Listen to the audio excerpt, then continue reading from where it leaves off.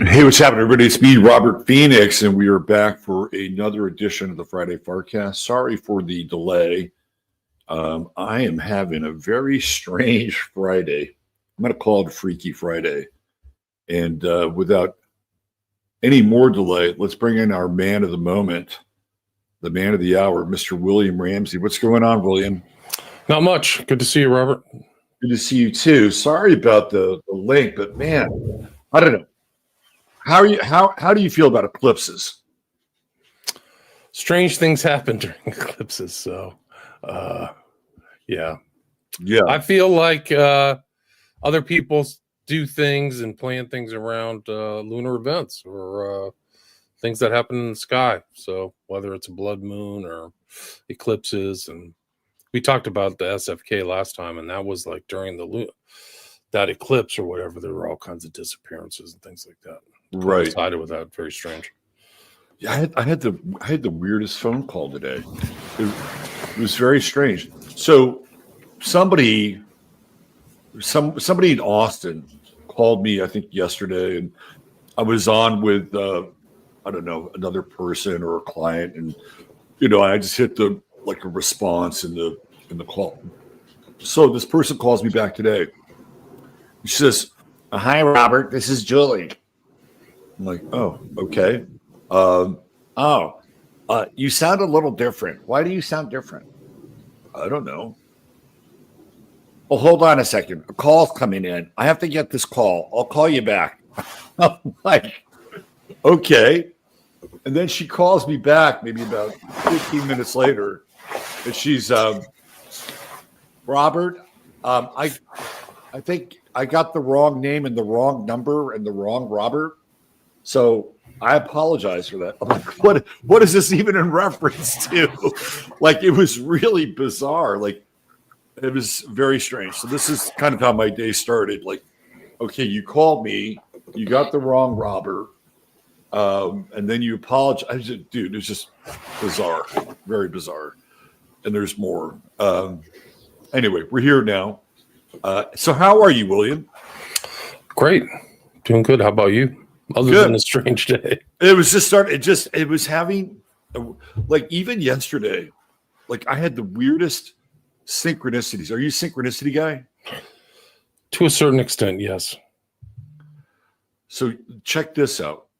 I don't mean to dig into your time, but this is really weird. So I'm working with a woman, because I do astrology on the side, and I'm working on her, it's actually more than on the side. I'm working on her wedding date, possible wedding date.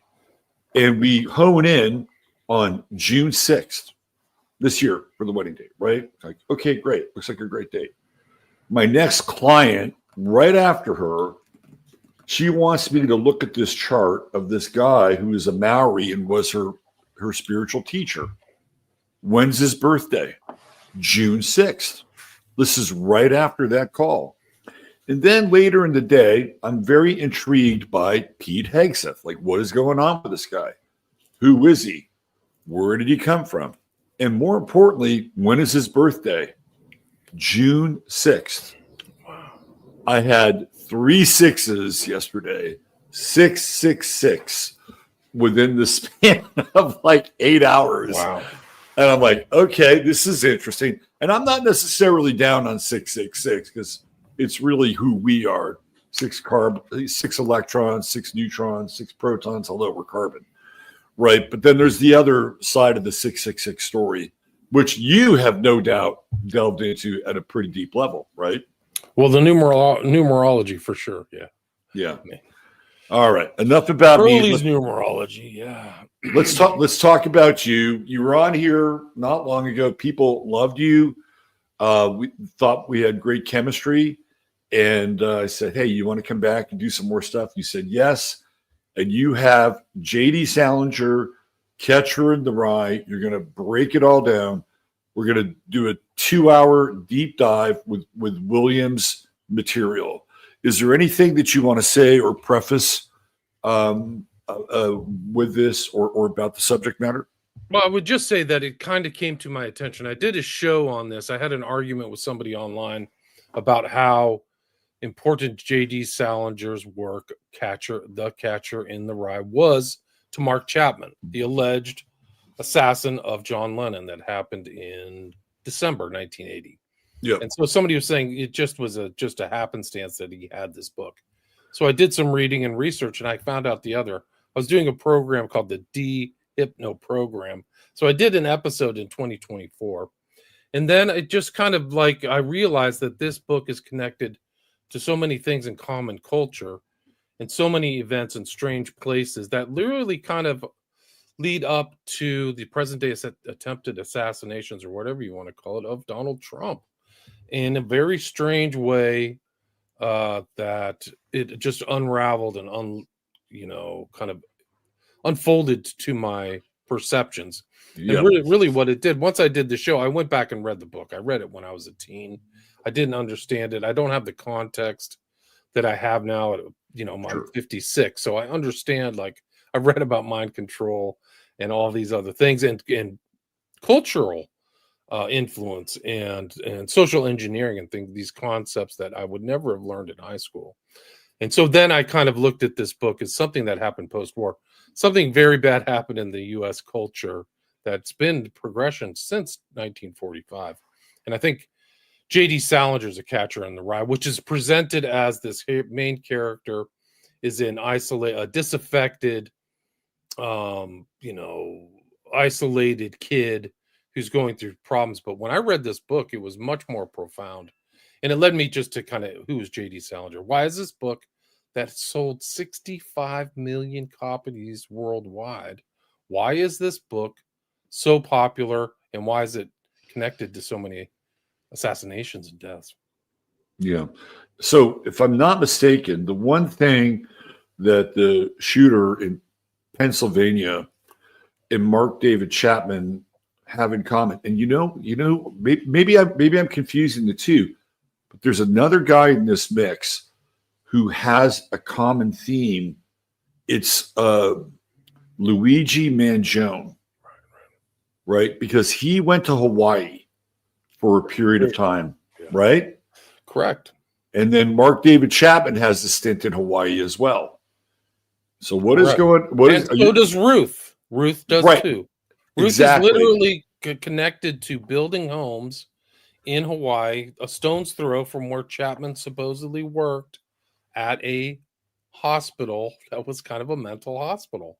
Like, he was supposedly a kind of super or whatever, like a janitor or something like that. So these guys all have a connection, not to Hawaii, the whole state, but specifically to Oahu. Mm-hmm. And Mangione had a real personality change, much like Chapman, much like these other guys. Something happens. Mangione was a very high functioning person and somehow went to Hawaii and was in kind of like a commune.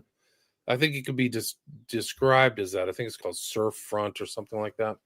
But we'll get there. It's incredible. I'm sorry, I'm jumping the gun a little bit, but no. I think it's important because we can start in the present and go to the past and lead up to this. One of the odd things that's similar to Ruth and Mangione and Chapman is they come out of Hawaii and somehow make it to New York City.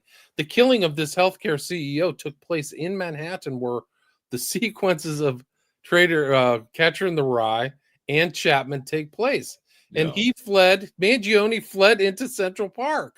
Like, you cannot make this up. It's crazy. So why does he go? Like, why doesn't he wait for somebody to come to Hawaii? Right? Like, there's a lot of questions about Mangione. And absolutely. Absolutely. Before we get into this, and I can't wait to start peeling back the layers with you here. Why was this book almost required reading for every high school student? It's an excellent question. It's a question I don't have an answer to. And I think that my kind of more, I called one of the episodes I did about this, like, the paranoid take. As I've gotten older, I've become more paranoid and kind of like there's maybe some things under the surface or some sub rosa meaning. And you'll see the people who support this book. I think we talked about Winona Ryder. This is her favorite book, which she has a strange history too. But some of the people who like this book, like, you're talking about world controllers, like very important people think this book is important.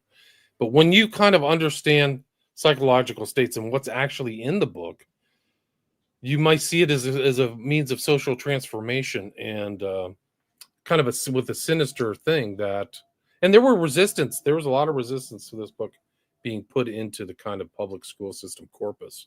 And if you research like Skull and Bones and Skull and Bones very much involved in public education. People don't know that. That's what George Bush is a member of. Yeah. Then you have to see this as kind of like a little kind of one of the stones in the wall of human perception. And this guy, the central character, there's nothing positive about him. Holden Caulfield is a jerk. He's there's nothing redeemable. There really isn't anything redeemable about him. So why are you reading this book? And the ending of the book doesn't have kind of like a tidy bow that wraps it up where it's like, okay, Holden learned all this stuff and he came out a better character, or he became a Christian, or he joined a monastery, or became a monk or something, you know. There's nothing like that. He actually starts in a mental institution and ends in a mental institution. So what are they trying to impart to the public? Why are these young impressionable minds reading this book? It was written by supposedly written by an intel agent, J.D. Salinger. And their themes in this are very dark. Like it's almost like a parental warning in this book, like pedophilia, murder, death, dissociation, anti-Christian sentiment. It's all in this book. And why is it being exposed like you asked? It's a good question. I don't have an answer to it. I wouldn't expose anybody to this book. So my gut tells me that the book is being introduced to adolescents, 14, 15 years old, right? Maybe 16, but still in that zone. And it's a very interesting kind of catabolic phase where you're kind of going from a pupae to some other kind of, life form. And young people are highly, highly influenced during that period because they're kind of in a state of flux. And these ideas can come in at a particular time and shape and mold their consciousness on a subconscious level that most people aren't even aware of. This is just my gut instinct as to why it was almost required reading for high school students, because it gets in there, right? It gets into that place where they're sort of in this liminal state from one being to another being. And I've always felt like that period of adolescence is highly targeted.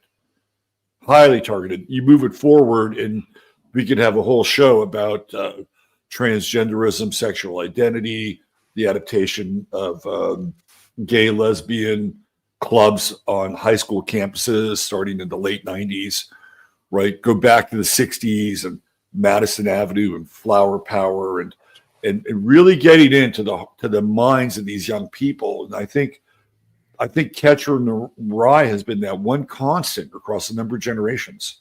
I think you're right. And I think you're right. I mean, to continue on to add to your theme, it's like you're young, impressionable. I went through the whole school system all the way up, and I just was like receiving information. I didn't really question it. Wasn't old enough to contextualize it. Now I am.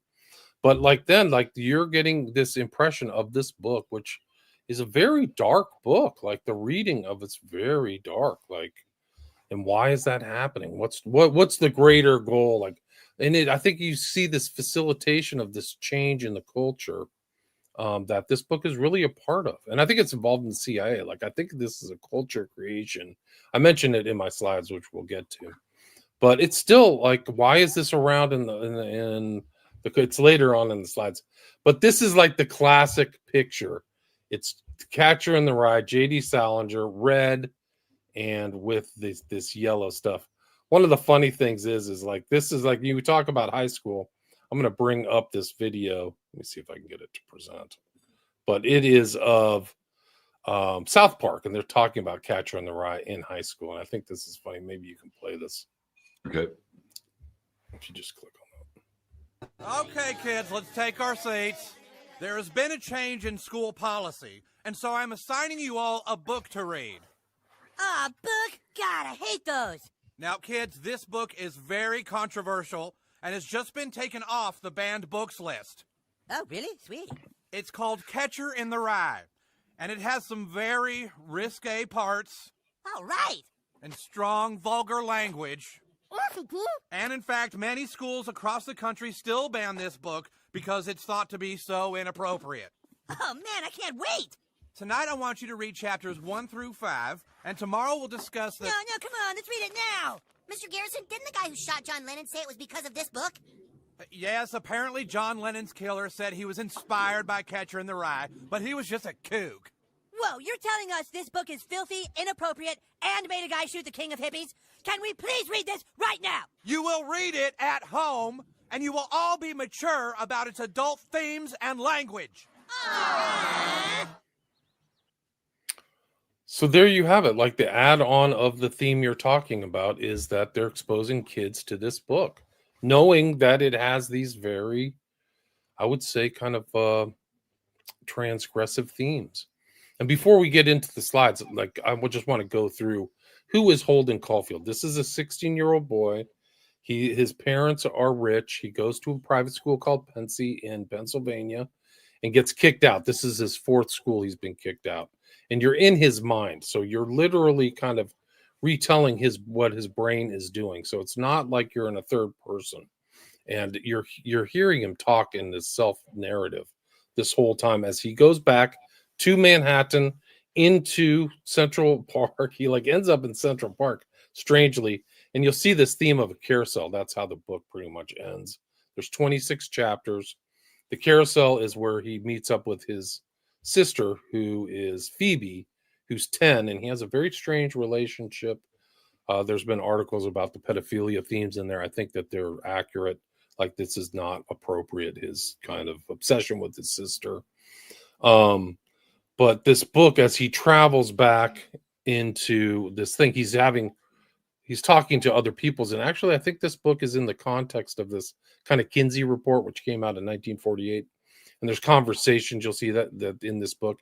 But he literally starts out this Holden Caulfield, a call for people who don't know, or people who might be into, witchcraft or whatever. When a baby is born with a caul over its face, it's usually ascribed to be having this person having second sight or spiritual powers. It was seen as kind of like the seventh son of some son, like you would have. This is it. So I think that's deliberately why they call him Holden Caulfield. And the field is a reference, I think, to an overlap, kind of almost a hypnotic overlap to the Catcher in the Rye. Rye is a field of rye. And the title itself is very strange because it's a title of a Burns poem. It's somebody who's walking through the rye. It's not a catcher. It's the fact that Holden Caulfield is actually misinterpreting a Burns poem, which goes by "If a body catch a body coming through the rye." So he calls it a catcher in the rye, but he wants to be a catcher in the rye. He's trying to keep these kids safe. So there's a focus on children again. He wants to keep the kids safe from harm and damage. So he's going to be a catcher in the rye to keep them going off a cliff. So that's kind of the ending theme of the book. It's very strange. But he starts off the book. I mean, Salinger, we can do a whole show on Salinger and pedophilia. Like, there's articles, there's like videos on YouTube detailing Salinger's relationship when he was 30 or 31 with a 14-year-old girl. And she talks about it. Like, she's like, yeah, I was 14 and he was paying attention. So this like theme of that time overlaps with this. And that Lolita came out, I think, 2 years after this book. So I think it's important to see all these other books that came out that were very transgressive. I mean, Kinsey, you can take apart Kinsey. He was a complete fraud. I mean, I think that all his research. Oh yeah, yeah. We've covered Kinsey kind of ad nauseum with Russ Winter here. Okay, cool. Yeah, so he knows Russ. I actually have expected Russ to be here on the show. So fortunately, he was not here. I need to reach out to him. I just reposted one of his shows from 2021. It was called Mind Control America, which ties into, I think, to the themes of this. But you had the Kinsey Report 48, Lolita 53, and this book, which really ends up with like kind of a pedophilic theme. I think it was like very dark. Like, that's the end. Like, that's the final chapters is Holden Caulfield with this thing going to meet his 10-year-old sister who talks to him like an adult, which is very weird. But there's repetitive statements in this book that we'll see overlap with these assassins, Sirhan, Chapman, or there's a lot of repeats, and it's very strange. But there's also this whole idea of depersonalization. So Holden views everybody as crooks and phonies, but he's like dehumanizing. They're not like real whole people to him. Everything's fake and phony. And I think that that's kind of his mental state. He dissociates. He's schizo. Like, these are very intense states that overlap with a lot of what was going on in these mind control kind of programs. Really, is try to get people in dissociative states, traumatic based mind control, things like that. He repeats, you will, but he also he doesn't see reality good. He asks the question over, and you'll see this in the book covers, is that where did the ducks go when the winter happens? He doesn't understand the ducks fly south for the winter. So he doesn't comprehend, his brain isn't working great. So he's not fully attached to kind of simple things that even kids would know about what happens to ducks. He has this red hat. He calls it a people shooting hat. I shoot people with this hat. This is another of this repetitive violence. There's real, like, violent statements in this book. And you'll see that he's kind of like an incel and a repressed violent person who doesn't commit violent acts, but he's thinking violent acts. And you'll see that at the end of this book, there's he goes to, this is in real life. It's the Natural History Museum is right off of Central Park to this present day. He goes in there. He sees somebody writes the word F-U, right? F-U-C-K-Y-O-U. And that sets him off. If I could catch that person, I would beat their brains out and bloody, like really violent stuff. So he's using this catch term. So the catch association between the title and these phrases in the book is there. It's really bad. So you can see, like, if somebody reads this book over and over, they're going to associate this catching with violence. And that's another thing. Like, there's an assumed thing that, like, the Rye and the Sith, almost like the communist Sith and the Rye, like, that's another word for that. So there's like this violent, dark associations going on. But this murder hat, you'll see this, like, and so at a kind of a topical phase, if you don't know the book, you'll just see a picture of Holden Caulfield with this hat, which we'll see.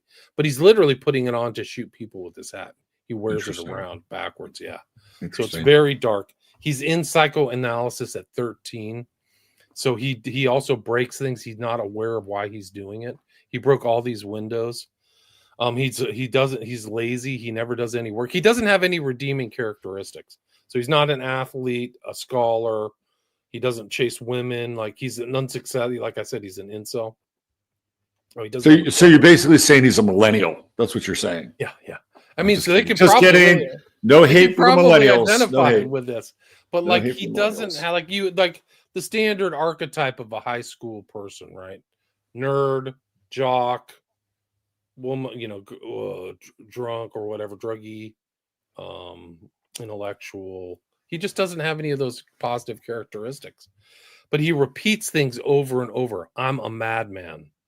I am a madman. This is crazy. So he's thinking of himself, like, dissociates, and he's a madman. Once a rat, always a rat. He can put people into a trance. They literally use the word trance, or Salinger used the word trance. We know Salinger was kind of sophisticated psychologically because he was in intelligence. He spoke French and German. And at that time, it was very important to kind of psychologically analyze people because he was involved in interrogations because they were trying to get all the information from the Nazis. Interesting. Yeah. So he understood this kind of interrogatory kind of language and things like that, and getting into people's minds and getting them to talk. That was his job. And he actually ended up in a mental institution. They would have called it PTSD now, but he had called shell shock. He was in a mental institution. So you see this kind of mental or troubled psychological state in the real author bleeds over into this book. So he like sits, I mean, the red hunting cap is a common theme. One of the other things that's in this book is almost every sexual I don't think they call it perversity anymore. But in 51, every sexual perversity is in this book. Transvestitism, homosexuality, voyeurism, pedophilia. It's all there. And it's really incredible how much is in the sadism, masochism. He literally says a woman's body is a violin. Like, so he's associating like a woman's violin. You play it like a musical instrument. One of the he calls himself, he's a sex maniac in his mind. He has he's in a hotel and he has a relationship with a prostitute. He gets a prostitute delivered to his room, and she's available, but he wants to talk. He doesn't fulfill the act of what you get a prostitute for. And she's like mystified, like, why are we doing this? And I hate to interrupt you, but do you know what that reminds me of? Oh, I don't know what. That reminds me of Linda Lovelace's story about when she visited John Lennon.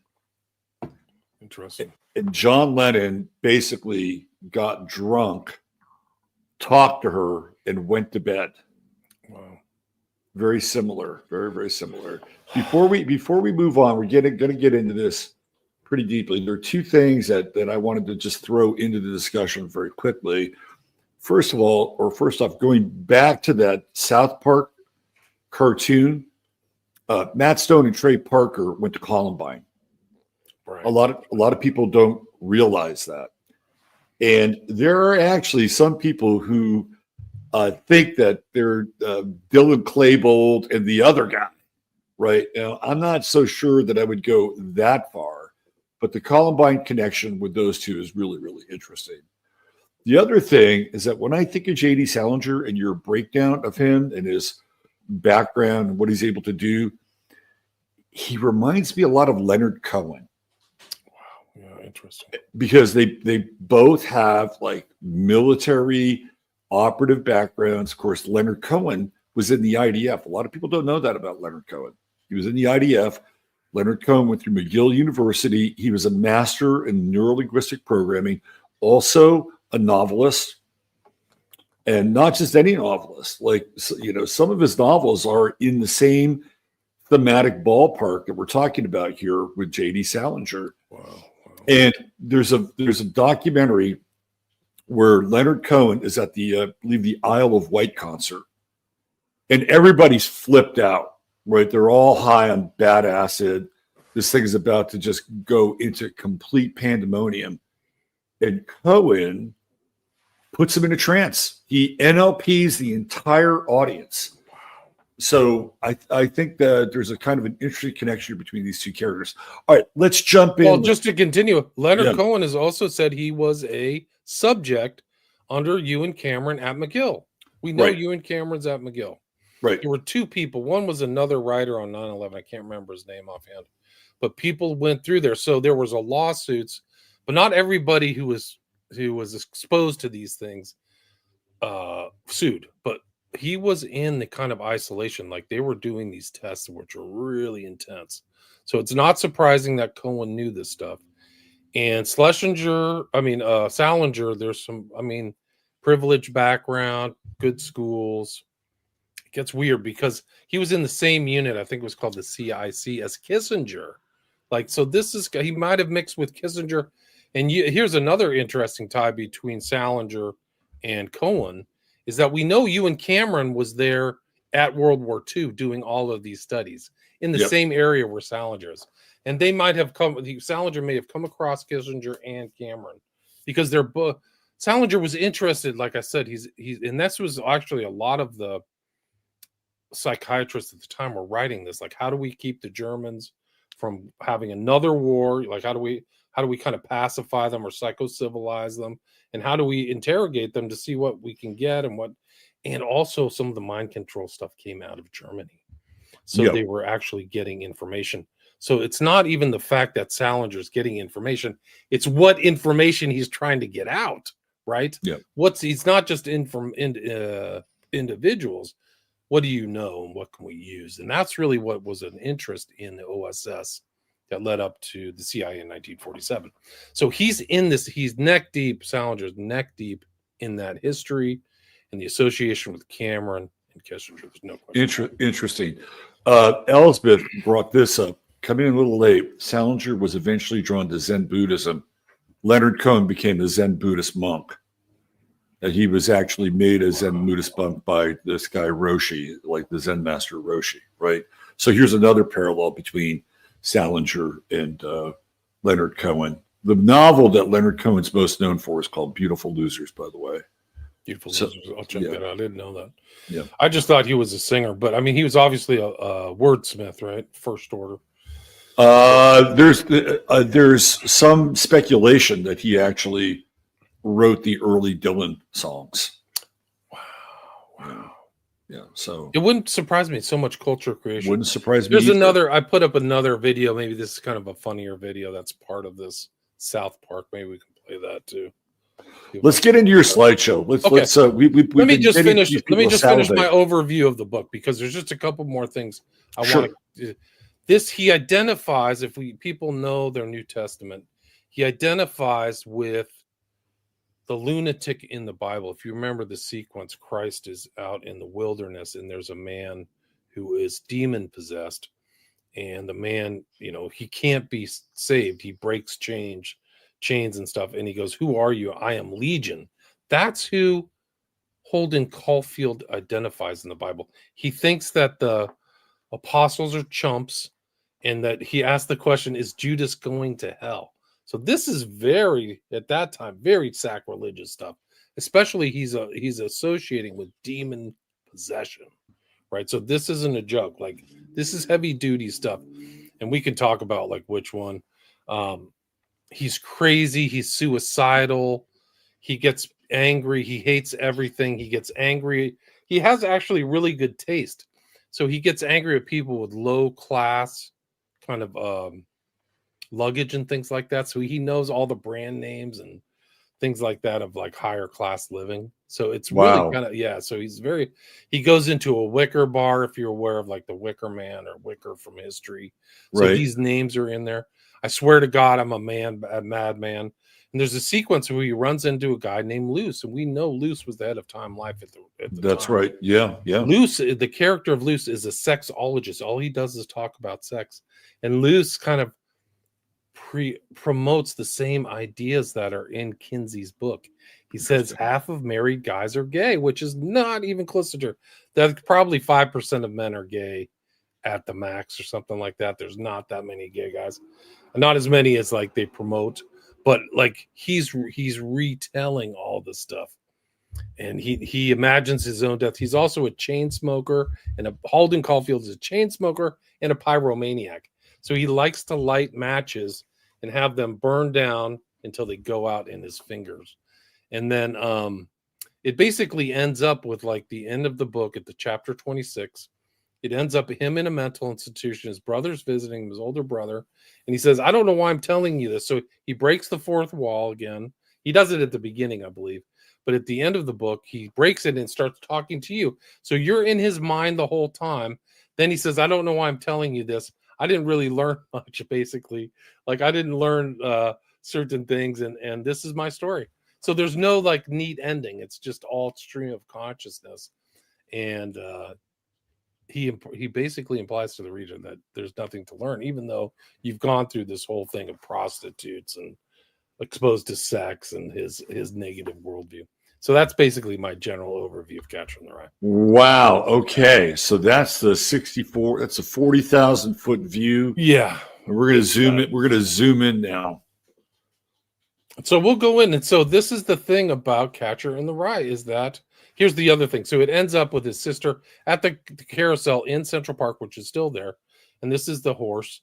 And he's really with his sister, Phoebe, who he has this kind of strange pedophilic relationship with her.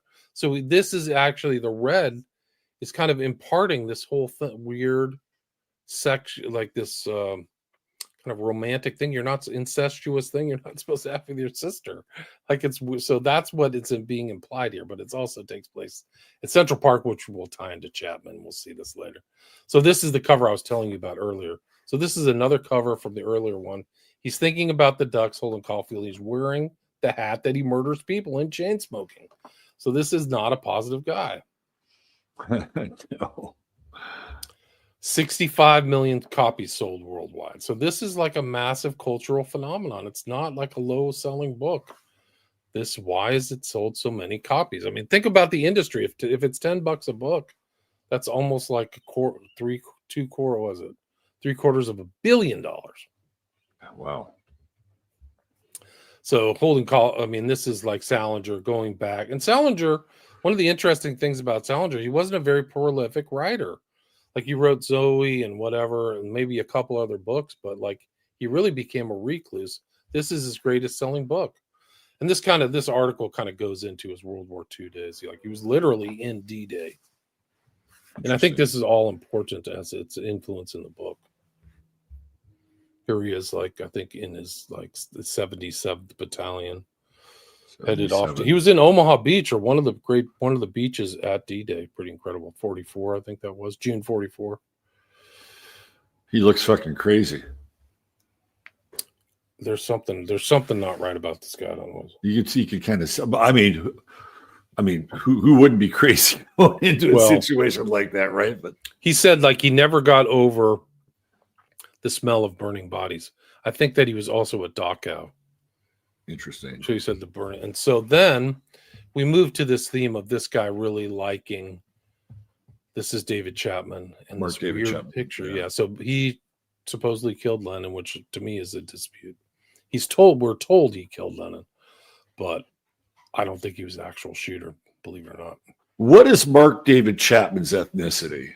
When I first saw him, I'm like, this guy looks really weird. Like, what is his ethnicity? I think he's from Georgia. I don't really know his family background that much. I don't know.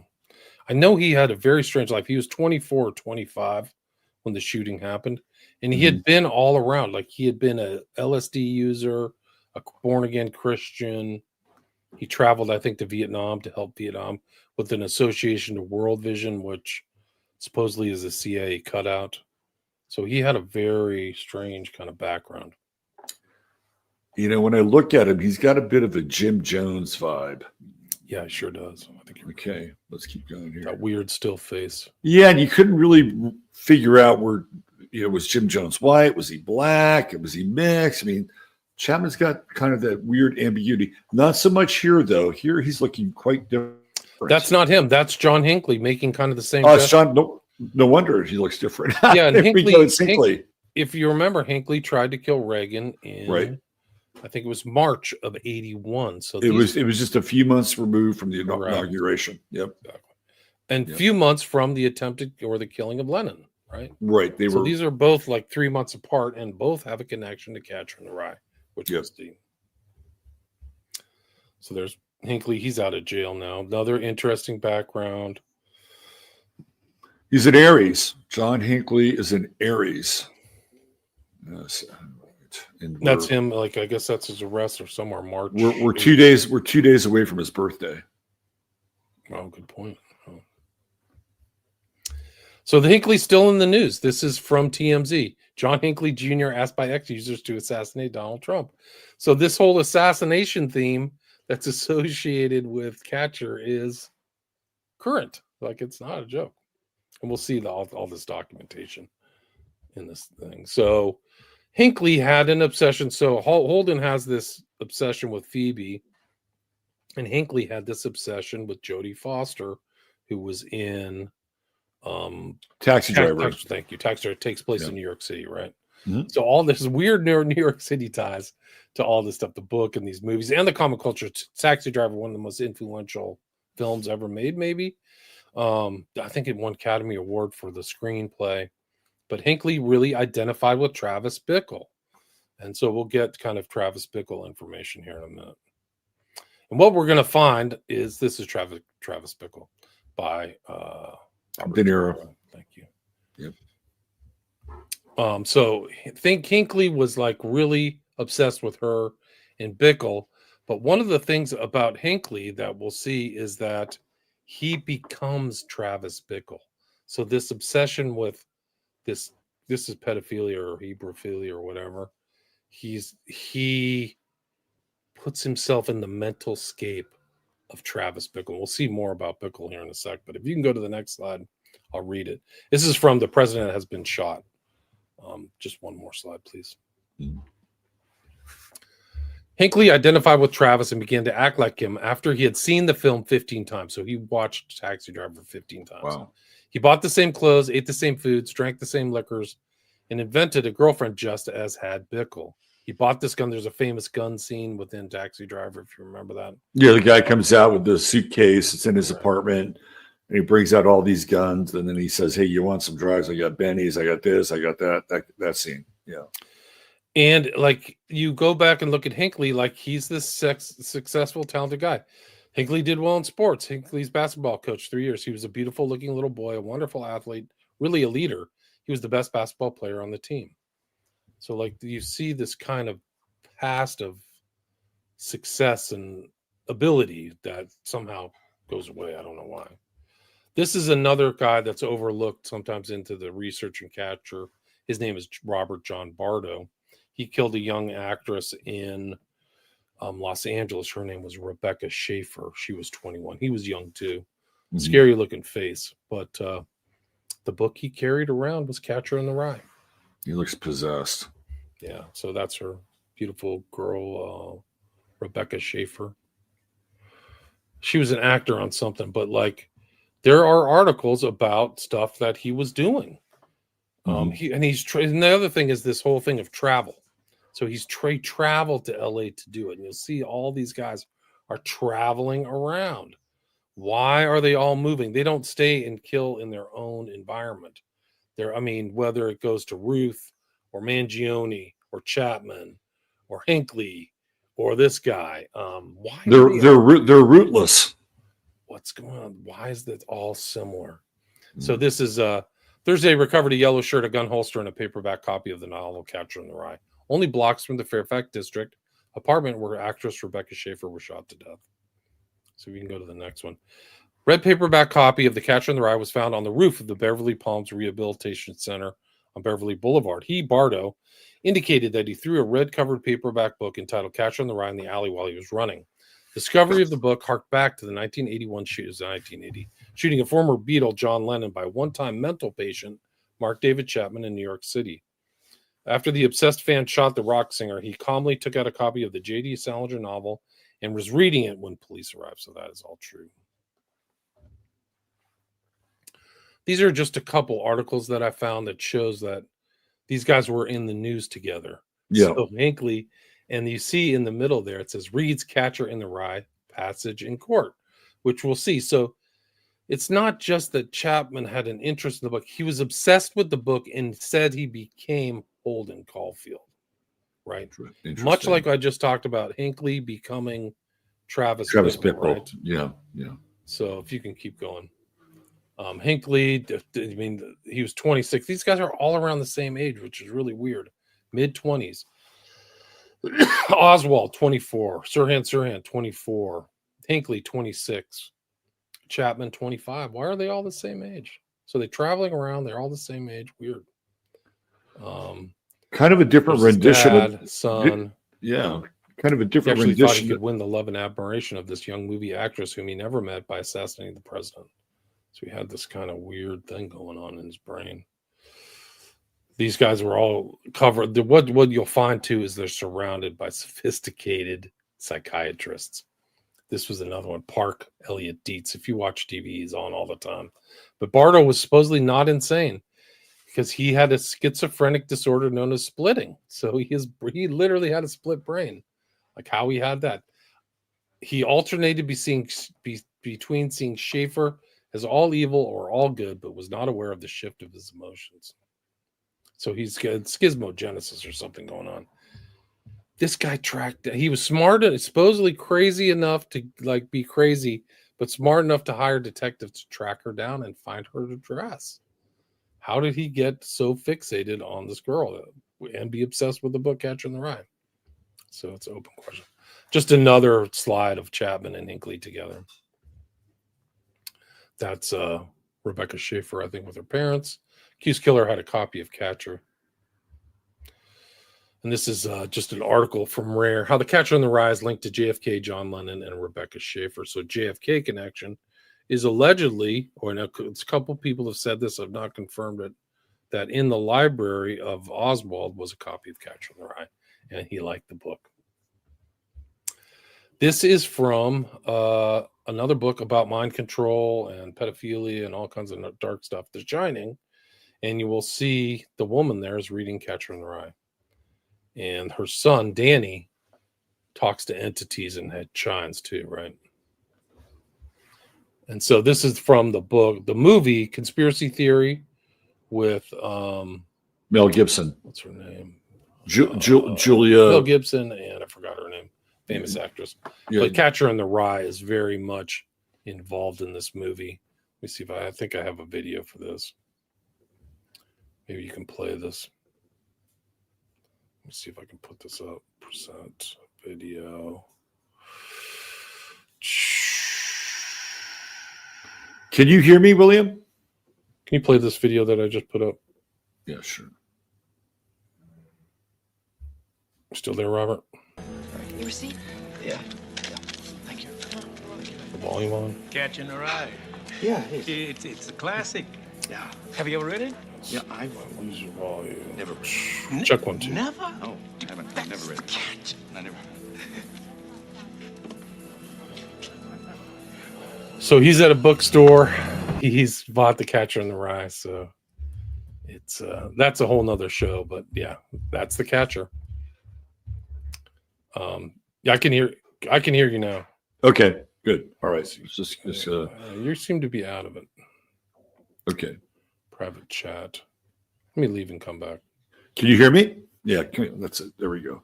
I think we ran into this last time with William. For whatever reason, this is the one thing about StreamYard. Well, there's two things now. The sound and the mics sometimes are glitchy. And then I've been having some issues with presentation. So I think StreamYard is kind of being overtaxed. Can you hear me now, William? Yes. Can you hear me? Yeah, I just, StreamYard is getting kind of glitchy with sound Yeah, it is. It and really is. and some other issues, like in terms of presenting with videos and slides. Like I've been having to reload them after I load them. So Yeah. No, it's bad. Like I'm trying to get off of StreamYard. I'm trying to go through all my past stuff and get off of it because of this reason. yeah, Like it's for the amount of money I pay on my end, like they should send me, it should be Yeah. operated at a much higher level. no question. They sold it. The original guy sold it to some company in Italy and it's gone downhill. It's an embarrassment. It has. Okay. So anyway, that was some video. We won't try not to play as much video. But Julia Roberts is the name of the actress. And Thank you were you. Thank you trying to very think of much. there. Yeah. No problem. So let's see. We were back to Catcher. We did that. This is the other one that indicates this is from a researcher, Joe Atwill, who talked about the Freemasonic elements, which I think are there in this book. I don't go into them as I'm not a Freemason, but at the last sentence it reads, it is alleged that Lee Harvey Oswald has a copy of in his apartment, and that it was one of his favorite books, though this is disputed. So it's Oswald. And this is just this kind of repetitive phraseology.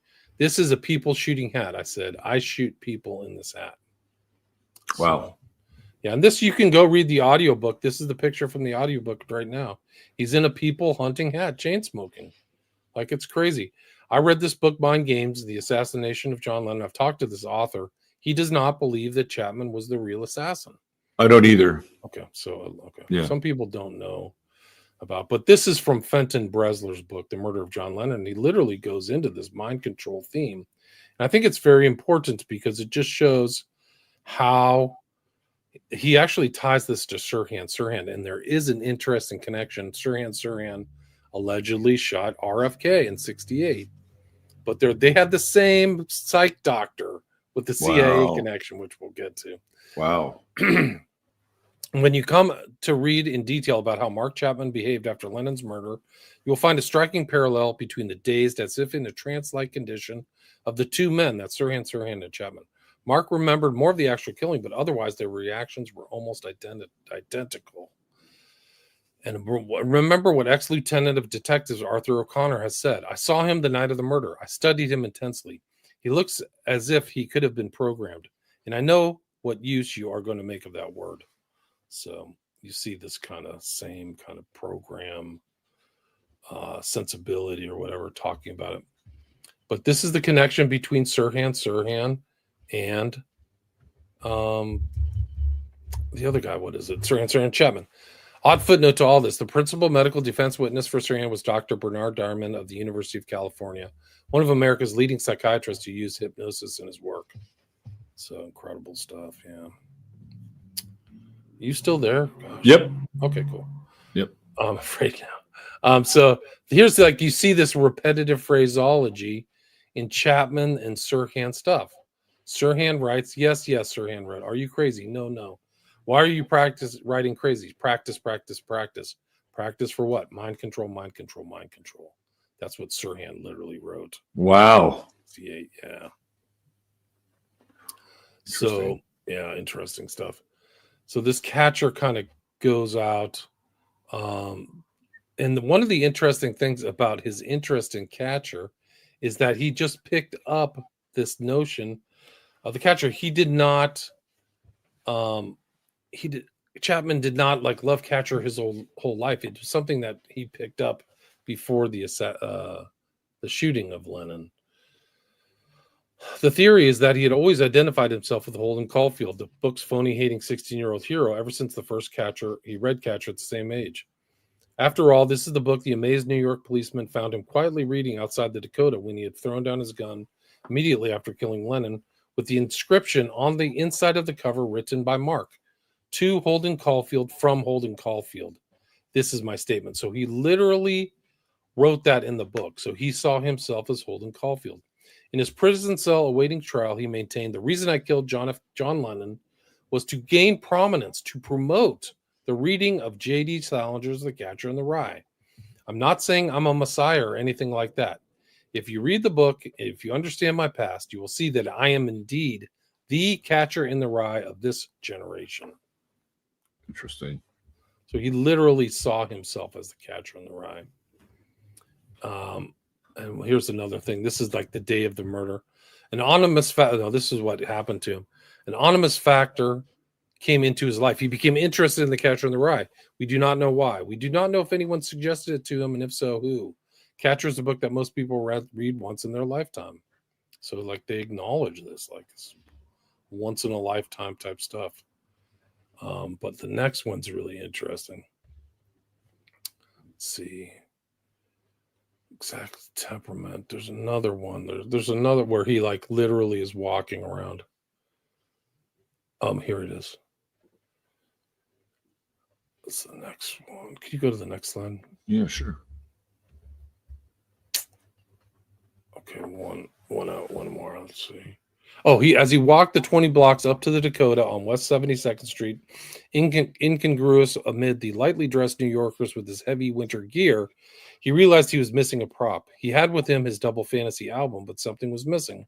He halted his progress towards Lennon's selected place of execution and dived into a bookshop to emerge with a red paperback copy of The Catcher in the Rye. On the title page, he wrote, to Holden Caulfield, from Holden Caulfield, and below, this is my statement. So he literally wrote that down. And he would, like, between times Lennon was gone, he'd be reading Catcher in the Rye. It's absolutely incredible. And then he writes something to the New York Times. On February 1st, this is like 2 months after he supposedly killed Lennon, Mark sat down and wrote to the New York Times in ballpoint capitals a statement, which the newspaper printed 8 days later. Seldom could a book that first appeared in paperback 17 years earlier have had such glowing sales boost. It is my sincere belief that, quote, it is my sincere belief that presenting this written statement will not only stimulate the reading of J.D. Salinger's Catcher in the Rye, but it will also help many to understand what has happened. If you are able to view the actual copy of The Catcher in the Rye that was taken from me on the night of December 8th, you would find the handwritten words, this is my statement. Unfortunately, I was unable to continue this stance and have since spoken openly with the police, doctors, and others involved in this case. I now fully realize that this should have not taken place and been done, for it removed the emphasis that I wanted to place on the book. My wish is for all of you to someday read The Catcher in the Rye. All of my efforts will now be devoted towards this goal, for this extraordinary book holds many answers. My true hope is that in wanting to find these answers, you will read The Catcher in the Rye. Thank you, Mark David Chapman, The Catcher in the Rye. Interesting. Yeah, crazy. Very, very interesting. Then, just one more thing. He goes then to August. He goes into court. He carries with him a copy of The Catcher in the Rye. He walks in, and then he makes a statement. He talks about, he had worked it out. If you check to yourself, you can find it. Holden Caulfield is talking to his sister Phoebe, the only person in the world he really loves. He suggests he become a lawyer, and then he just writes this out. Like, he literally, what does he say? He literally reads, anyway, I keep picturing all these little kids playing some game in a big field of rye, and all thousands of little kids. Nobody's around, nobody big, I mean, except me. And I'm standing on the edge of some craggy cliff. What I have to do, I have to catch everybody if they start to go over the cliff. I mean, they are running, and they don't look where they are going. I have to come out from somewhere and catch them. That's all I do all day. I be the catcher in the rise. Have you looked into Harry Nilsson at all by any chance? I've heard his name. Was he a musician? Harry Nilsson was John Lennon's best friend. In fact, I believe, if I'm not mistaken, John Lennon was kind of involved in a three-way relationship with another Asian woman besides Yoko Ono, and Harry Nilsson was also her lover as well. When they were living in LA, they were notorious drunks. And when Lennon, whatever happened to Lennon, Nilsson came out as a fierce advocate for gun control. And I was just looking up something, and I didn't mean to interrupt you here, but this is something maybe we want to talk about a little bit later. But there's a song that actually became popular by a guy by the name of Ross Jennings called "Catcher in the Rye." Do you know this Oh, song? no, I don't. Never. Anyway, he's also taking Everybody's Talking by Harry Nilsson, which is a song that is kind of related to Catcher in the Rye. You know, everybody's talking at me. I can't hear a word they say, which they used in the movie Midnight Cowboy, which of course takes place in New York City. Right. Anyway, I just thought I'd take your temperature on that. I don't know. I just see more and more connections all the time. Like the Catcher in the Rye is mentioned in a song by who sang Sister Christian. It's like a hair band. They had a song about the Catcher in the Rye. So I know who that is. I can't remember it. Midnight something. I don't want to say Red Brighter. It's not Red Brighter. It's in that same vein, like that same year. Yeah, I know But this. Yeah. There's references around. I keep finding more. The more I do this show, it just other people send me stuff too. Like, hey, have you heard that? Just like you. Like, have you heard this? No. Night Ranger is the band. Night Ranger. Yeah. Good memory. All right. So if we go back one more, this is Hinckley. This is Hinckley traveling around that same theme. The 4-day trip was a blur. He's headed out to D.C. to kill Reagan. The 4-day trip was a blur of fast food and brief stops: Las Vegas, Cheyenne, Chicago, Cleveland, Pittsburgh. Traveling through Utah, Hinckley awoke from a brief nap to find the bus hurtling through a massive snowstorm. He spent much of the trip slouched in a window seat, watching the scenery stream by or reading The Catcher in the Rye, J.D. Salinger's novel of teenage angst and alienation. He identified with the story's main character, Holden Caulfield, but the book was also special to him because he knew that John Lennon's assassin had pulled it from his pocket and leafed through it moments after gunning down the rock and roll icon. Lennon, who had been killed 3.5 months earlier, was Hinckley's favorite musician. Even so, he sometimes felt he identified more with Lennon's killer than with Lennon himself. Interesting. So, and then who's promoting this book? Like, if we go back through George Bush's history, I mean, it's quite a history. But he's promoting Salinger's Catcher in the Rye. Why is Chapman and George Bush promoted? Why are they promoting this book?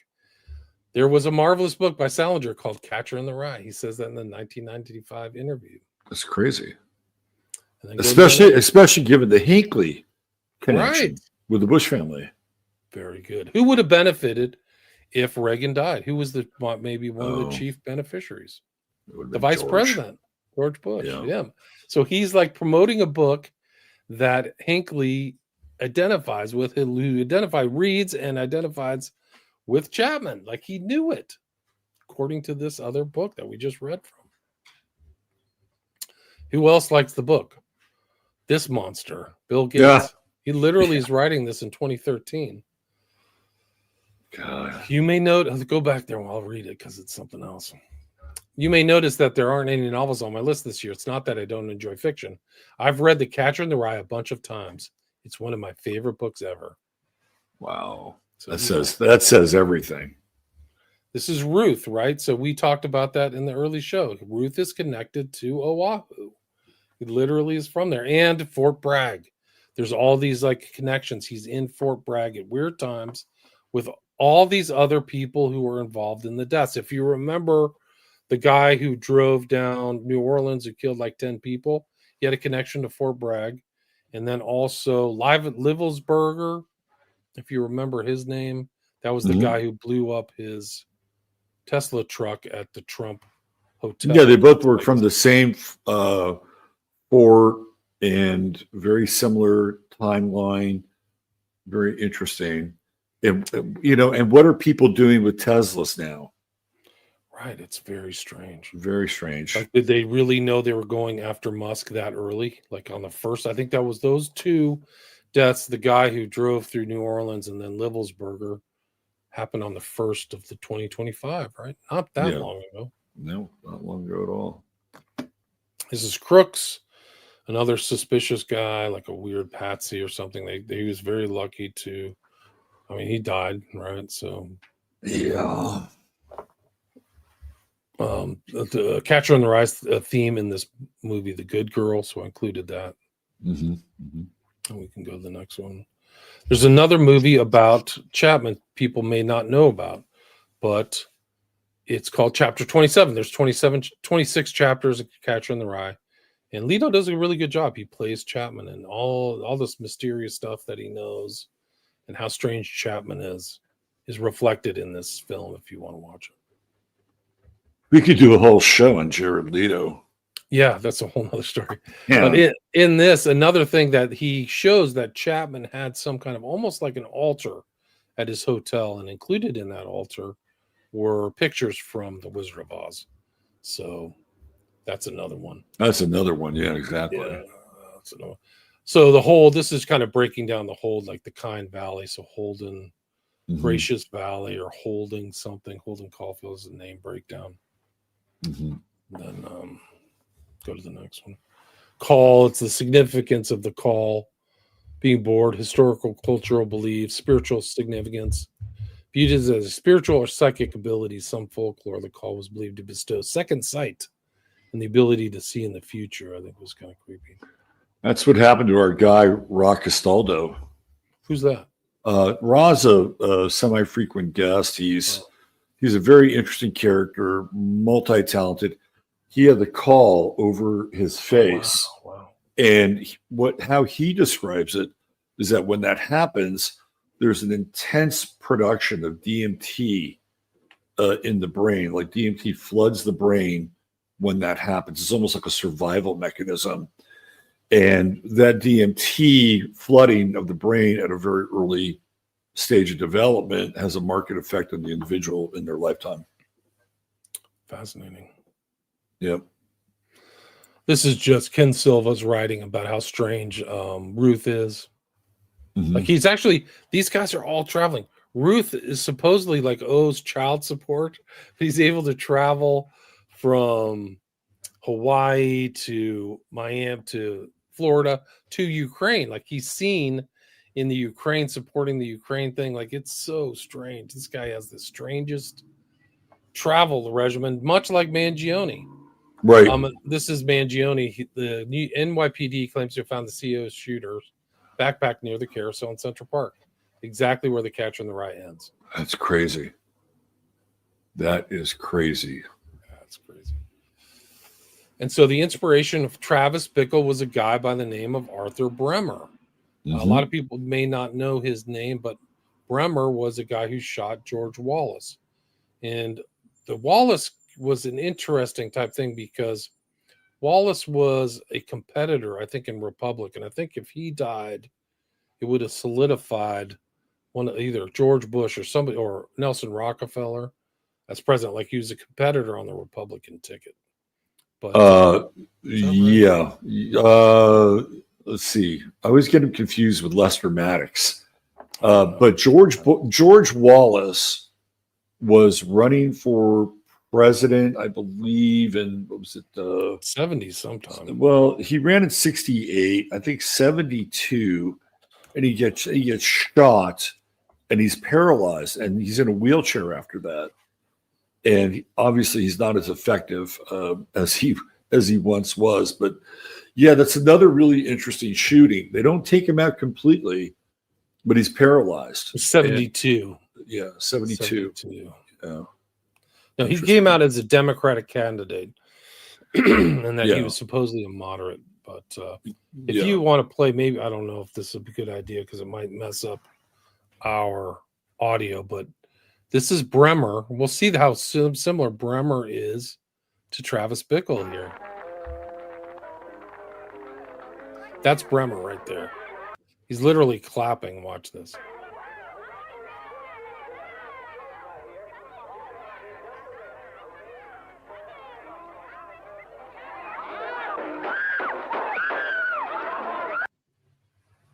Like literally jumps in and starts shooting. And this whole sequence was done. And then you had this whole situation where, let me see if I can bring this one up. This is from the film that was inspired Hinckley. Let's see if I can get this to play. Can you hear me? Yeah, I hear you. Good. All right, great. See if you can play this one. It's literally they clearly saw the inspiration, got inspiration from. I hope you people are enjoying this show because I don't think it's going to make it through. We'll have at least 1 or 2 copyright claims, so that's all right. Let's keep going.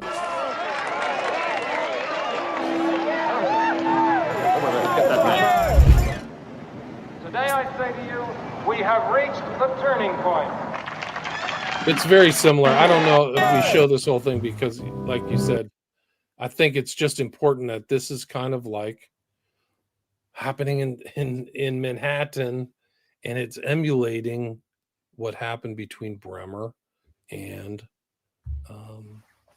Wallace. Yeah. So these are all kind of the names at that time: homosexual, sexual intercourse, Prince, rubbernecks. All these words were very, naughty for that time. That were in this book. But this is Frances Stoner Saunders. She wrote The Cultural Cold War, CIA in the World of Arts and Letters. And there's something in there about them supporting art authors like J.D. Salinger. Interesting. Yeah, so a CIA cutout was supporting J.D. Salinger. So I think there's more to the story, so you can see it highlighted there.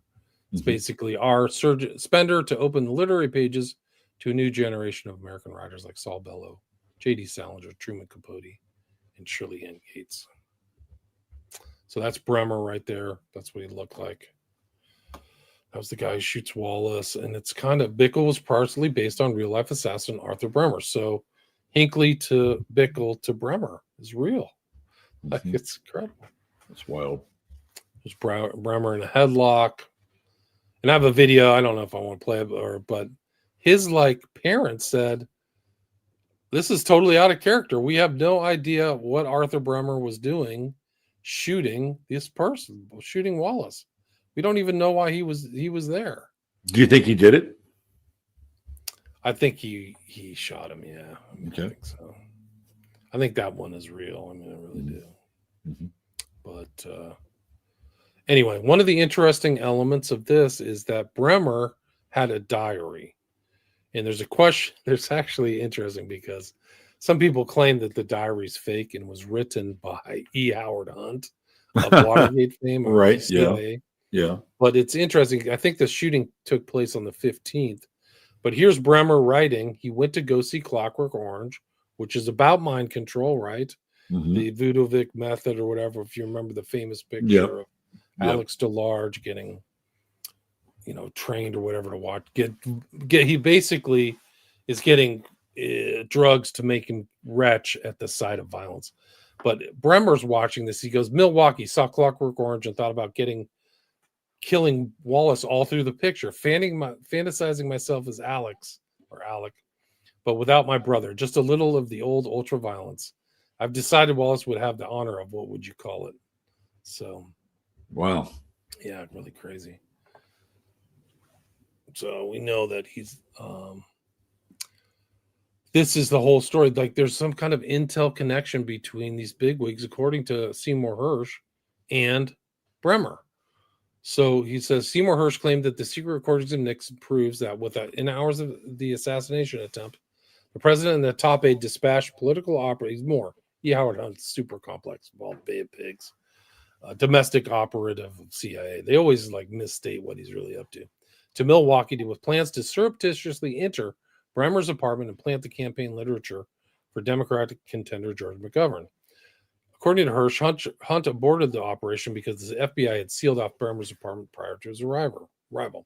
In his memoir, Hunt reports that the day after the assassination attempt, he received a call from Chuck Colson, asking him to break into Bremer's apartment and plant leftist literature to connect him to the Democrats. Hunt recalls that he was highly skeptical of the plan due to the apartment being guarded by the FBI, but investigated the feasibility of it anyway to Colson's existence. G. Gordon Liddy also discusses this in his memoir. So, like they're talking like these are high-level operatives that's associated with Bremer. So why are they associated with some kind of so-called random shooter? It's a picture of Mangione, right? He is a hero. He's a culture hero now, isn't he? He sure is. I mean, deny, depose, defend, or whatever. And he makes this statement. But one of the interesting things about Mangione, which we'll get to, is that who did he admire? Ted Kaczynski, right? So he read Ted Kaczynski's own papers and really admired him. Well, if you look in the past of Ted Kaczynski, he was a subject of MK Ultra. He was definitely in a 3-year program by a guy, by another bigwig psychiatrist named Murray. He was involved in behavioral modification. It's at Harvard, right? Yeah, he was belittled at Harvard for 3 years. They tried to break down his personality. Mm-hmm. There's absolutely no question about it. So, Unabomers dies, but he was like, this is a subject of MK Ultra. There's absolutely no question about it. Or whatever you want to call it. But this is Mangione's writings admiring industrial society and its future by Kaczynski, right? Interesting. I'll go back there. I'll read it to you. This is what Mangione wrote. Had the balls to recognize that peaceful protest has gotten us absolutely nowhere. And at the end of the day, he's probably right. Oil barons haven't listened to any environmentalists, but they feared him. When all forms of communication fail, violence is necessary to survive. So he's taking the violent route, much like all these other guys. Accused Ivy League killer was not United Healthcare customer. Weird. We don't know why he did it. I don't think we know that he had these ideas, but why did he fly all the way to Manhattan to kill that guy? And how did he know that where he was at 7 a.m. in the morning? Yeah, that to me, this Mangione thing, I've looked into it. It is so freaking bizarre because a lot of people were saying, oh, it's about his mother and she was in such incredible pain. And his family was stinking rich, connected to the Pelosi family out of Maryland, right? They are like another crime family. They had their own kind of institutional healthcare with these, senior homes, which got universally horrible scores for treating elders. And if his mother was in that much pain, they had that much money to be able to take her to any doctor that she needed to or wanted to go to. This part has never made any sense at all to me. Why this guy? Why United Health? To your point, he never used them. His mother theoretically in pain. She could have had her own, white label healthcare given to her. It makes no sense. It makes no sense. It makes no sense. You see this real serious personality change. I guess he had a back operation, so he was in the hospital, but the guy went to a $40,000 a year high school. Like he went to a real prep school. Oh, Didn't he go to Penn or something like that? I forgot what his college. I believe he did go to Penn, which, by the way, is I think one of Donald Trump's schools that he went I to. think you're right. Yeah. Yeah, the Mangione thing makes zero. He was sense. working as like a VC guy in Palo Alto, so he's in there with all the kind of technocrats and young guys. He Right. knows stuff. Yep. He's well read. Yep. He was the valedictorian of his class. Like that's incredible. Right. He gave his speech. He was on the soccer team.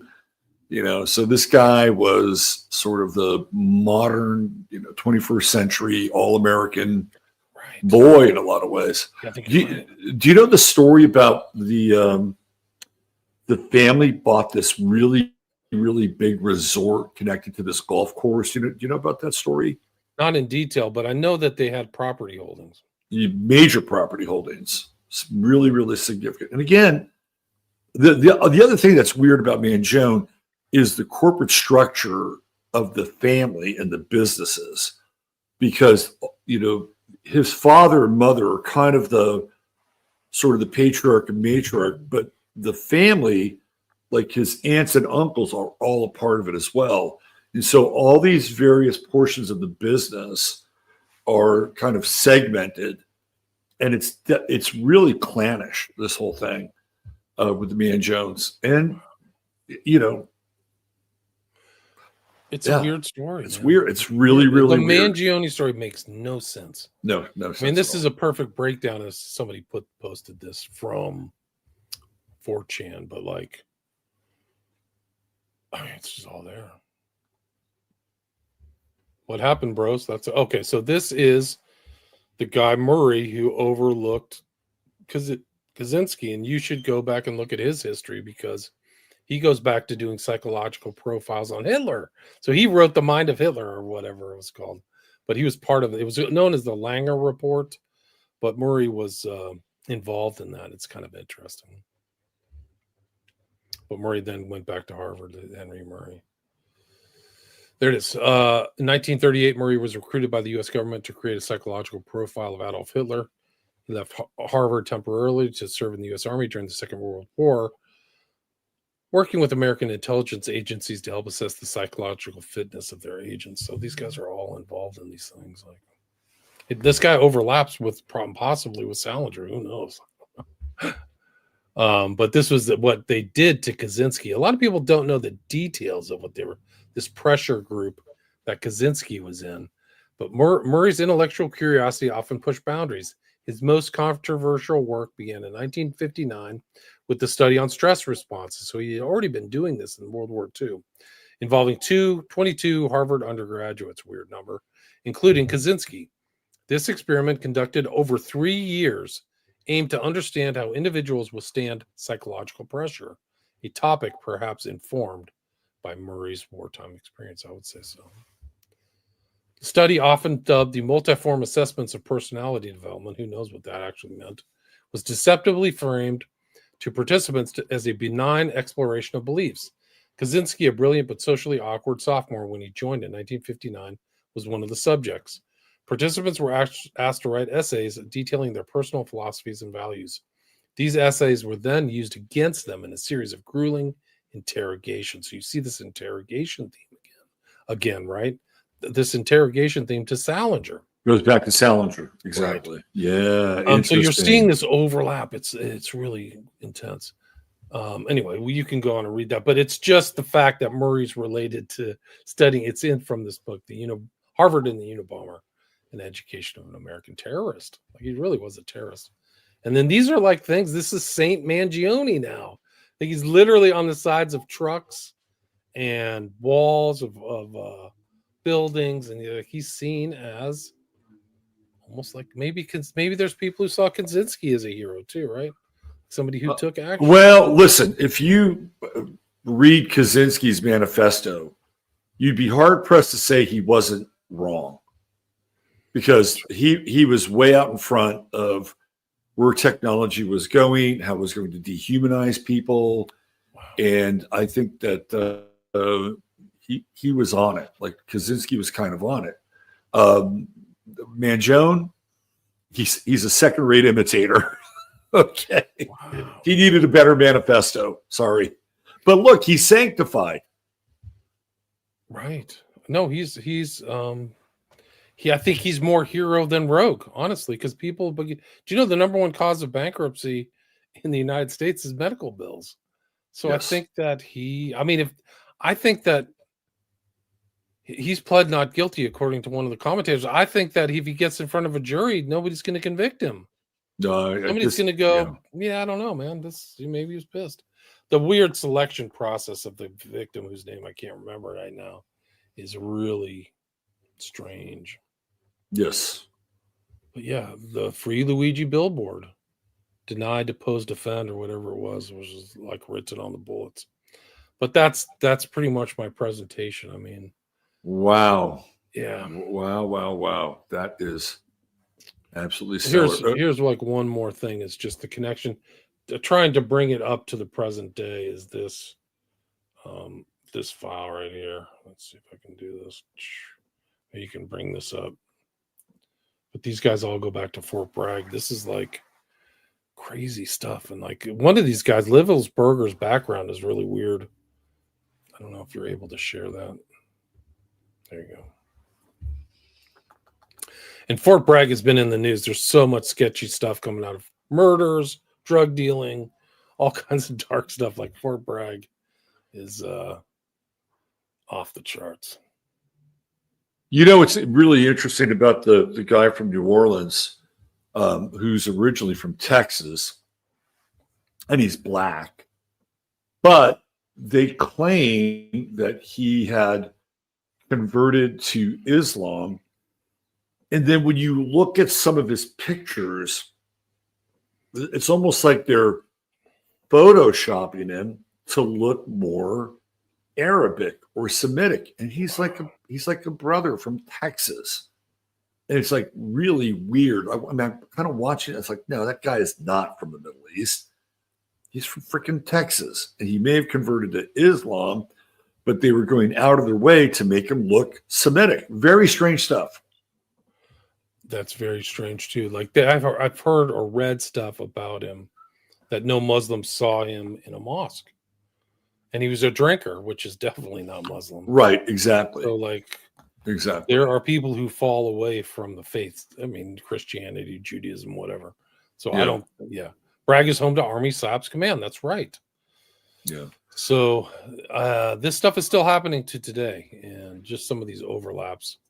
Yeah. Things like that. And I can show, if you want to do one more, I can show you Operation Mind Control, where they Mission Mind Control, where they literally show, and this following video is so crazy because this is actually Chapman's doctor who is talking here, CIA associated doctor, who's saying, how can you make a mind control assassin? He's like, okay, you just got to do this. So let's see if I can bring this up. It's kind of a longer video file. If you can bring up Mission Mind Control, maybe sure, get that to play. Absolutely. His name is Klein. So there's you and Cameron. This is everything that we were talking about that earlier. Everything at McGill. This is a victim of you and Cameron, but we can just go to Klein and come back. This is the German interrogations of what the Germans were up to. But we're going to get, this is another good tie-in as the Manchurian Candidate. This is Klein right here, but this is also Gittinger, who ties into the JFK assassination. This is the doctor of Laramie. If you remember how JFK, the movie, starts with Oliver Stone, a woman gets thrown from a car. Mm-hmm. This is her doctor, literal CIA doctor. And then she died mysteriously. But watch this. This is Klein right here. This is him. This is Mark Chapman's doctor. Something totally impossible seem absolutely credible. I would say the answer is yes, but there are many qualifications to that. Dr. Milton Klein, a psychologist, a clinical and experimental hypnotist, and unpaid consultant to the CIA.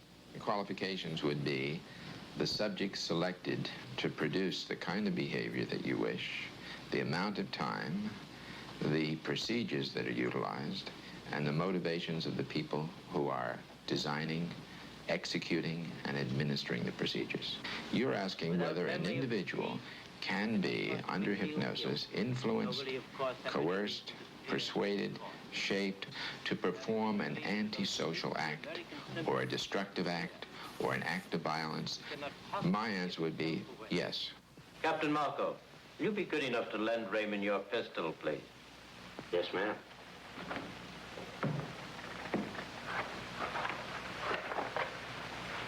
Thanks, Ben. Sure, kid. Shoot Bobby Raymond. Through the forehead. Yes, ma'am.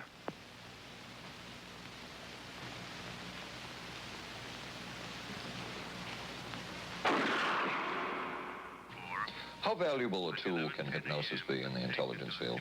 None whatsoever. It has absolutely no use because nobody's ever been able to do that I know of. He's lying.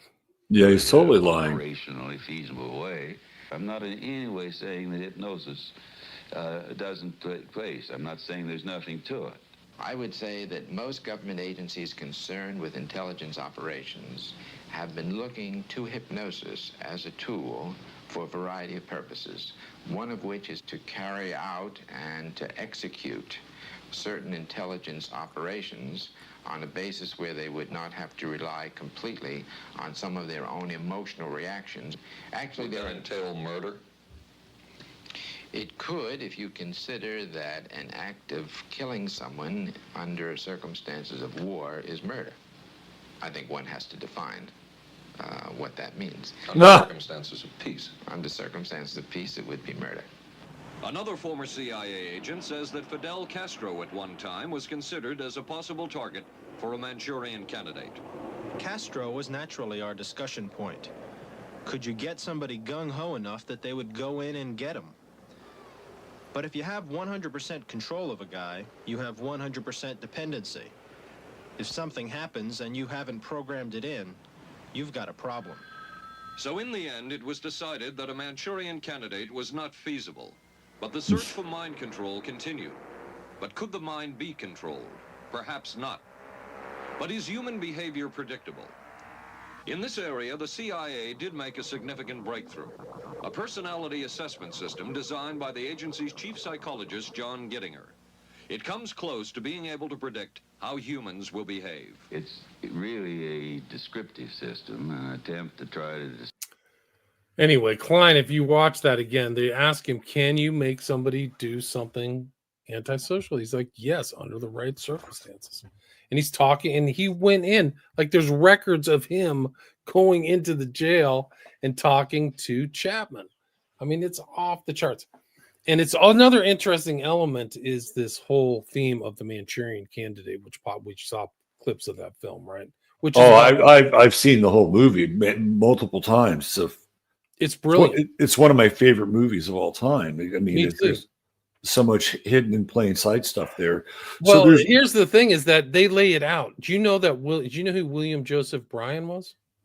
The name is familiar. He supposedly was the kind of hypnotist who was friends with Frank Sinatra, who was the kind of understate. Well, in the book, that Fenton Bresler book that we mentioned earlier, or I mentioned earlier, which I was quoting from all that stuff.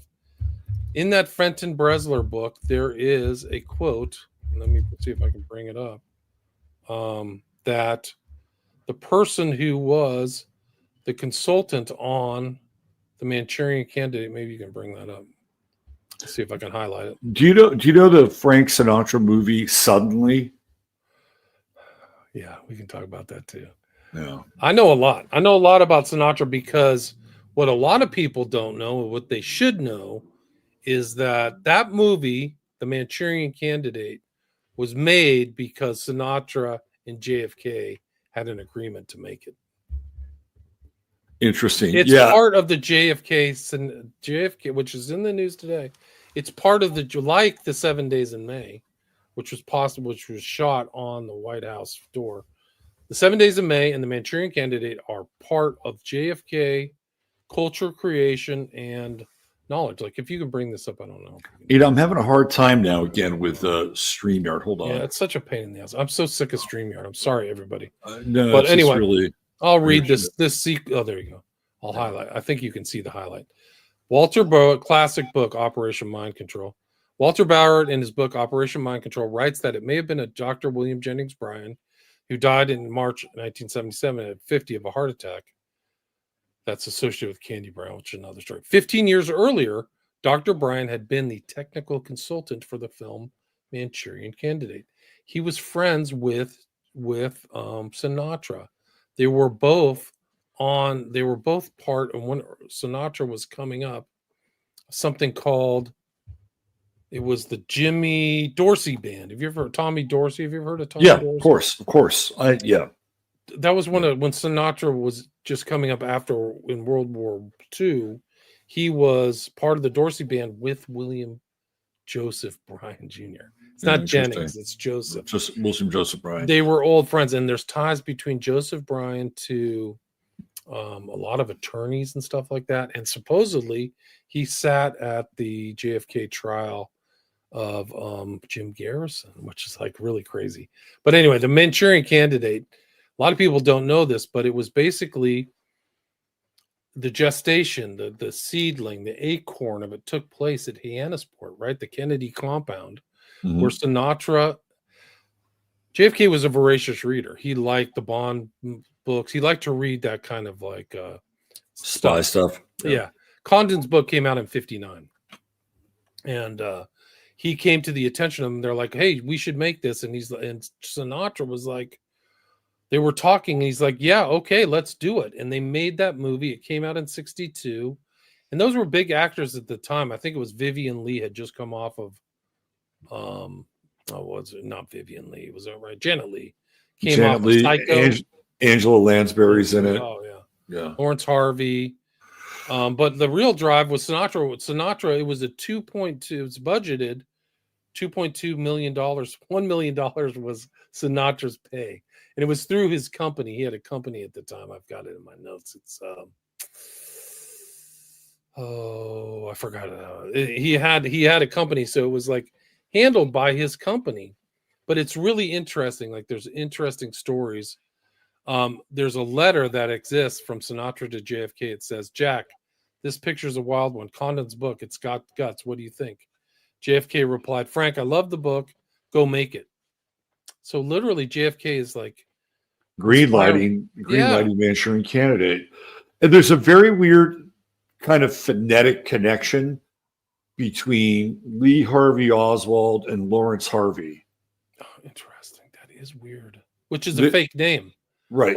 Lawrence Harvey had like I think he was a Jewish guy from like Russia or something. Yeah, I think so too. And it's like who died young, strange. Bizarre Hall of Mirrors. And of course, have you seen the movie Domino? No. Domino is about Lawrence Harvey's daughter. And she becomes a bounty hunter in LA. And I believe it's Keira Knightley plays Domino in the movie Domino. Mickey Rourke is in it. A number of fairly well-known actors. Tony Scott directed it.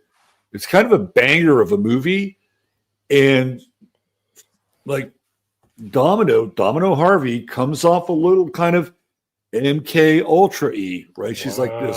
Wow. Yeah. So she's grown up in LA, and she winds up. This is all true story, by the way. She winds up hanging out with this notorious bounty hunter, and they get into a lot of hot situations. And this is a recent film. Is that 2005? Is that right? Yeah, you should watch it. I got you. This would tie a lot of loose ends up for you, or maybe open up more portals at the same time, right? Because now it's like, oh, look at this, his offspring, kind of MK Ultra, right? She goes wild here and becomes this, really adrenaline pumped bounty huntress. Now, of course, they take a lot of theatrical license with the movie. but a lot of the stuff from the movie is actually pulled from her life. So very strange. Yeah. The other thing about that scene in The Manchurian Candidate is that I believe he's Chinese, perhaps North Korean, the guy who's instructing Lawrence Harvey to shoot his fellow officer. He shows up again later on Hawaii Five-0 as Wo Fat. And there is a scene from a show where he takes Jack Lord, right? The Jack Lord character, and puts him in a freaking mind control situation. Wow. With sensory deprivation. Wow. And he's hooked up to these breathing tubes and suspended over this water in a pool with his, blinders on his eyes, and he can't hear anything. Like, this is so weird. Like, they just fast forward him and they turn him into a supervillain. He's doing the same thing on Hawaii Five-0. Wow. Yeah, you can see some of the pictures here online. I just pulled them up. So he's literally talking to Jack Lord. Wow, that's wild. Yeah, really weird, right? And again, hold on now. Let's not just fly over this. Where is this taking place? New York City. Hawaii, right. Hawaii and New York City. There's a sequence in Manchurian Candidate. If you remember, there's the antagonistic senators, right? Yeah. There's the one that's his mother's husband. Yeah. There's the other one he's dating his daughter. And that takes place he's coming out of Central Park to kill them. Like literally. And so you have Central Park. You've got Mangione. You've got Holden Caulfield. You've got Mark David Chapman. And you've got the character Shaw. Wasn't that his name, Shaw? I think so. I think the character's Harvey's name is Raymond Shaw. Same thing. Interesting. And then suddenly, before we forget, that was done by Sinatra, and we know that Lee Harvey Oswald watched that, which is about killing a president, or supposedly. Yeah, this is like one of the most bizarre things. I'm going to show people, if they're not familiar with this movie, it is Frank Sinatra playing a presidential assassin. It's wild. Absolutely. I guess you could watch it on YouTube for free. Here's the other lore about the Manchurian Candidate. It came out in 1962. Frankenheimer, for people who don't know, was the director. So these people are all selected by Sinatra, by the way. Frankenheimer selected, the guy who wrote the screenplay. These are all selected. And then Kennedy, Sinatra's very close friends to the Kennedys. He's hanging out. Peter Lawford is an intermediary between the Rat Pack and the Camelot, right? And even in 1960, so Sinatra is helping campaign for JFK, close friends. He rewrites his song High Hopes. The lyrics are now pro JFK. And when JFK became president, he was the one who organized a pre-inaugural ball.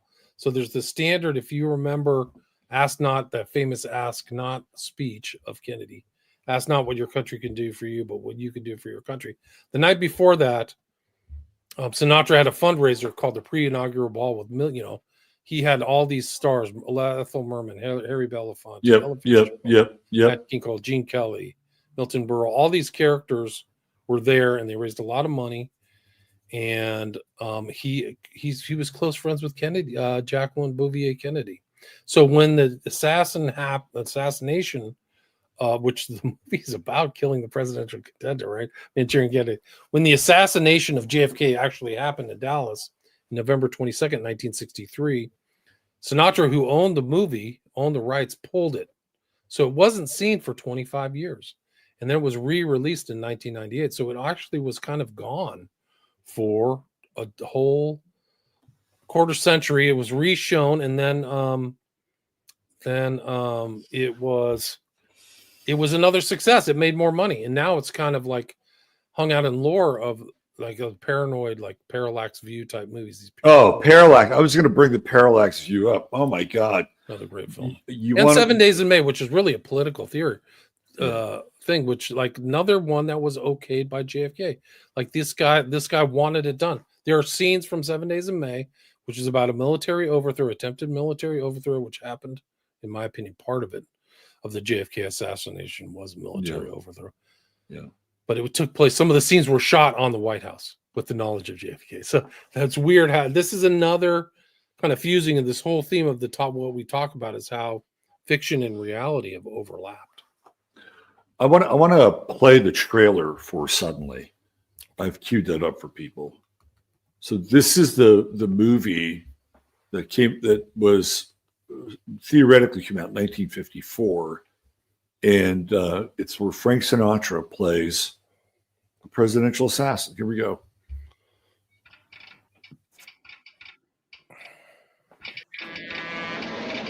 Special train number 1019 carrying the President of the United States will arrive suddenly 5 p.m. today with Secret Service operatives arriving 115 Carney, Acting Chief, U.S. Secret Service.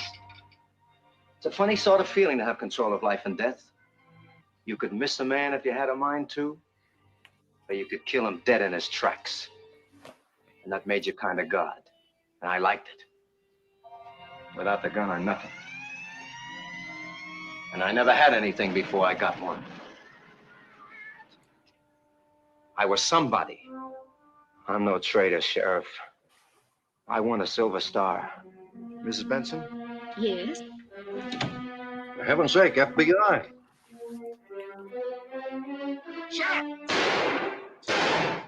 Nobody leaves the house until we do.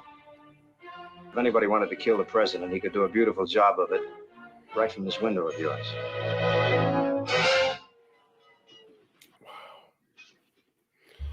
Incredible. How it's just like, absolutely incredible. What do you say about something Can't like make that? it up. Right? You just can't make it up. So crazy. So I evolved this theory that Frank Sinatra is one of the most evil people of the 20th century. Interesting. Yeah. Why do you say that? Well, because his relationship with the Rat Pack, Las Vegas, connection to the mob, getting involved with Kennedy, bringing the mob into Kennedy's life, helping Kennedy get elected because of the mob involvement, also through his father. But Frank Sinatra plays a huge role. As you mentioned earlier, the whole Hollywood tie-in with Kennedy, which ultimately leads to the assassination of Kennedy. I believe that Nixon won the 1960 election. And then I think you're right. They fixed it in West Virginia and Chicago. Chicago, exactly. So Frank Sinatra is very much enmeshed in that piece of American history. Also, consider me a prude, although, look, I've partied, I've had fun, I've been to Vegas, but his promotion of Vegas, his relentless promotion of Vegas, and booze culture and gambling culture, I don't think is really healthy. And it became kind of synonymous with a certain part of America from like the late 50s till about, I don't know, maybe 65, when all of a sudden we're dealing with, Laurel Canyon and psychedelia, the hippie era. So I think that he is not a good person. And he's, as a soul, he's very corrupt. Now, there are stories about his generosity. Like one day Eli Wallach was having heart issues, and Frank Sinatra sent people over to his house and took him to a hospital, said, "Why are you doing this? Who's doing this?" Well, Frank Sinatra's paying for it. He didn't even know Frank Sinatra, right? And he asked Frank Sinatra, "Why did you do this?" He said, "Well, I think you're a really good actor. I like your acting." So he's got these stories of generosity, which offset a little bit of his, what I would call, inherent evil. I think he's inherently evil. And he is a corrupter. I think he's a social corrupter. And it doesn't mean that I don't find him interesting, and it doesn't mean I don't like some of his music. I mean, you could pick anybody.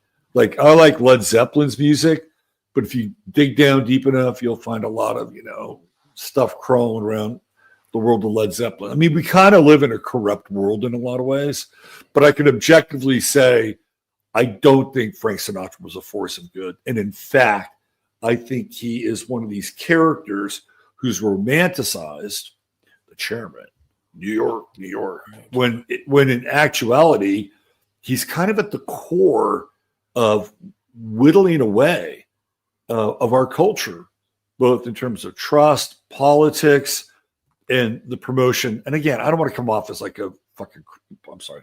I don't want to come off as like a Christian but the promotion of Sin City with Las Vegas. And that's why I think he's like covertly very evil. That's interesting. He's involved in a lot of stuff. I mean, I think that Marilyn Monroe was with him at Cal Neva, like before she died mysteriously. Right. Yeah. Like, there's a lot of weird deaths, and he was always fighting. And like, yeah, he's like they covered up the mob stuff. That's apparently why the kind of Kennedy family and him kind of parted ways, is they got sick of how really close he was to the mafia.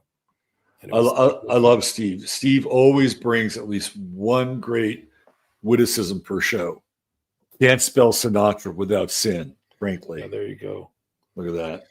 In the name. Yeah, no, it's he's something else. Yeah, yeah. All right. When are we going to have the next Manchurian Candidate?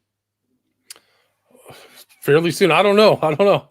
It depends. It depends who's running the government, but it's been crazy, man. The real history of the United States, I think, hasn't been written in totally with all this information that's available now. So it's kind of like, and even there's even videos of Trump. He doesn't quite get that. He thinks that at least what he says publicly, you have to take with a grain of salt. But he says publicly, he thinks that, he's trying to get to the bottom of these recent assassination attempts. But he thinks that they're potentially just lone nuts. And I think he's nuts for thinking that. Because you see the strain of these guys coming out of weird places.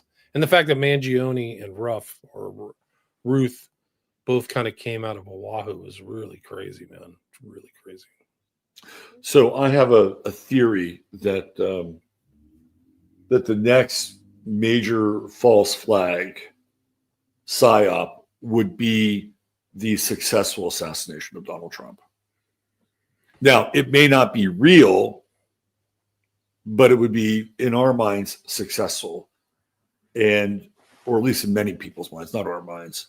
But I feel like we're kind of verging in that direction. I have a number of different reasons why. But if you wanted to get people really fired up about joining the army and being a part of the war effort, it would take something monumental to move that needle. More than 9/11, more than some kind of bomb or something going off somewhere. But if you removed, or they removed, Donald Trump under the theater of an assassination, that would do it. That would do it. Pin it back to something like the Houthis or Iran or somebody in the Middle East, and all of a sudden you're going to have, your red-blooded American males wanting to follow Pete Hegseth, into war, right? I don't think it's far-fetched. I've always felt like J.D. Vance is going to finish out Trump's term. I don't think he's going to finish out the term. And again, I have my reasons. A lot of them are astrological. I don't really want to spend a whole lot of time getting into it. And I'm not sure if we're that far away. Let me bring up one other point here. This is something that came to my mind. I'd love your take on this. Have you followed Signalgate at all? A little bit. I mean, some guy got into a Signal chat, which I'm surprised they're even having a Signal chat, in my opinion. Don't you have better ways to communicate? Well, this is one of the things I brought up. Like, come on. You've got all these tech bros. You can't even make a frickin' encrypted system. Like, these guys could do it in their sleep if they're that smart. The thing that really came out for me in that leaked Signal chat conversation is J.D. Vance. J.D. Vance comes across as the voice of reason. Interesting. Right? He says, I'm not so sure this will be in our best interests. We may really want to think about how this is going to affect the region, the economy. Like Vance is like pushing back. And I'm like, maybe this is all theater. Maybe this is to get out this idea that J.D. Vance is the voice of reason.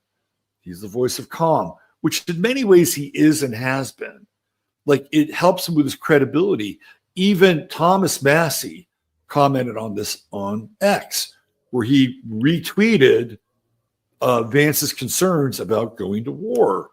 And a lot of people have not been sold on J.D. Vance because he's kind of very much like Obama in some ways, if you really look at his past.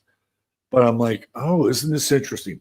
J.D. Vance comes out looking really good in this supposedly leaked text exchange. Well, he sounds very presidential, actually. He sounds very even-handed, even more so than Donald Trump.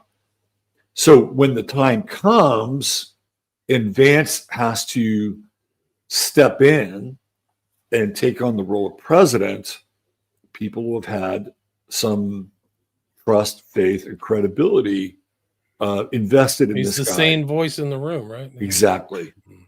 Absolutely. Wouldn't surprise me at all. A lot of this stuff, they're so careful about all this stuff. They've been in politics forever.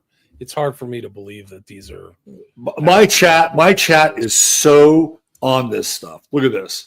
Yeah. It's theater, fake leak. It's all fake until the bombs drop. Yes, Signal Gate, all stage. How could they convene at 24? This is that is really good, right? This is real. This is something positive. That even though we're a small group of people in a slice in a subsection of society, people can see it. Gives me some hope. It's all theater, man. There's a lot of theater going on, but it's good to be paranoid. This is like a paranoid take. There's a healthy dose of paranoia that we all have to have. How could we not have a little healthy dose of paranoia? Right? Right. Think about how many of these books and TV shows are all puppeteered. I think Catcher in the Rye is a puppeteered book. It's very sophisticated. It's not just to kind of summarize. It's not some kind of narrative that's written by an amateur. It's way too literarily sophisticated. He's bouncing around. There are times when he's so distracted. He's talking to Phoebe, and then 2 pages will be of him talking while he's in the presence of Phoebe. But like it morphs time and space. It's not a direct linear thought. And then he'll bounce back and start talking to Phoebe again. He's schizophrenic. And I think that these kind of like different states, psychological states, are being portrayed in this book that somebody would have to know. Like it's not like somebody sophisticated is involved in this book. And it may have been Salinger, but I get the sense that there's a lot more hands involved in the Catcher in the Rye. And that's why it's a trigger mechanism for these kind of killers and things like that, is because it has these code words and it has this negativity and it has this dissociativeness and this depersonalizational themes. And that's what you have to do to commit murders, and this very aggressive catcher mentality. Right. It's not accidental. Real quick, we probably don't have time to really dive into this, but what is your take on One Flew Over the Cuckoo's Nest? It's another one I want to cover because I know the story, and that's another psych case, an MK Ultra kind of type thing. It took place in a mental institution. That's where the guy worked, whose name I can't remember right Ken now. Kesey. Ken Kesey, who then became a real culture creator, right? He becomes a culture creator, and then he drops out. Much like Salinger, right? Well, I think he realized, to Kesey's credit, he realized he was being used.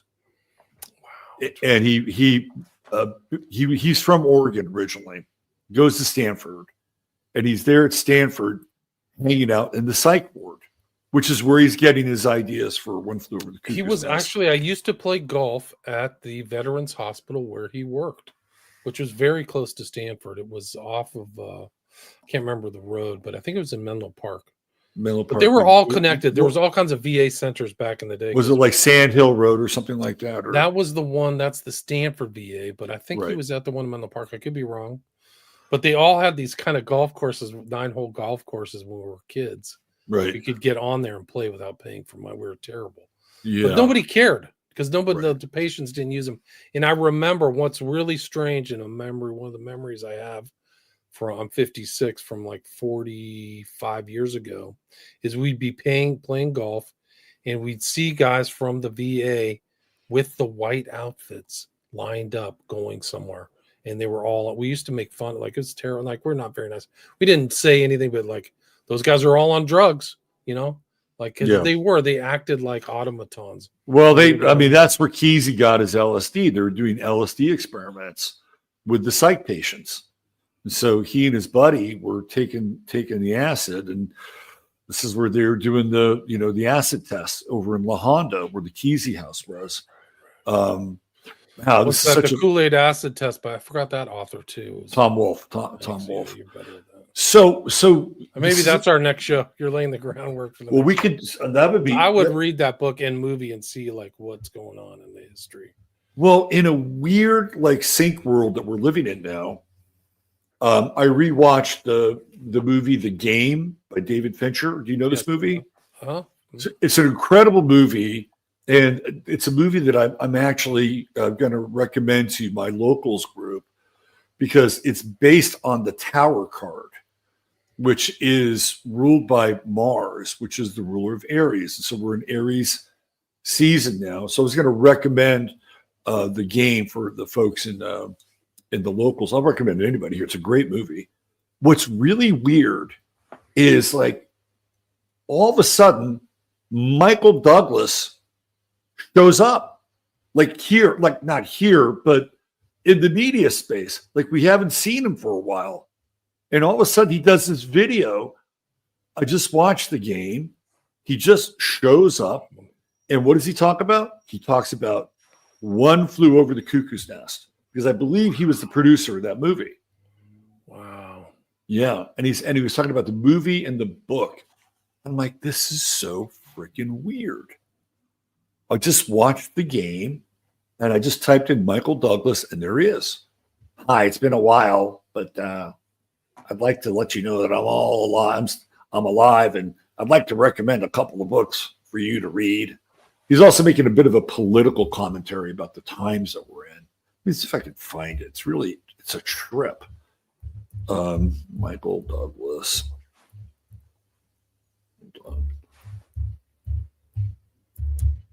All right. Let me see if we just found this here. Hold on. It's right here. So it came up 2 weeks ago. Although I just saw The Game about a week ago. So about a week before the game, I watched it. Let me just play this. Just out of the freaking blue, here's Michael Douglas.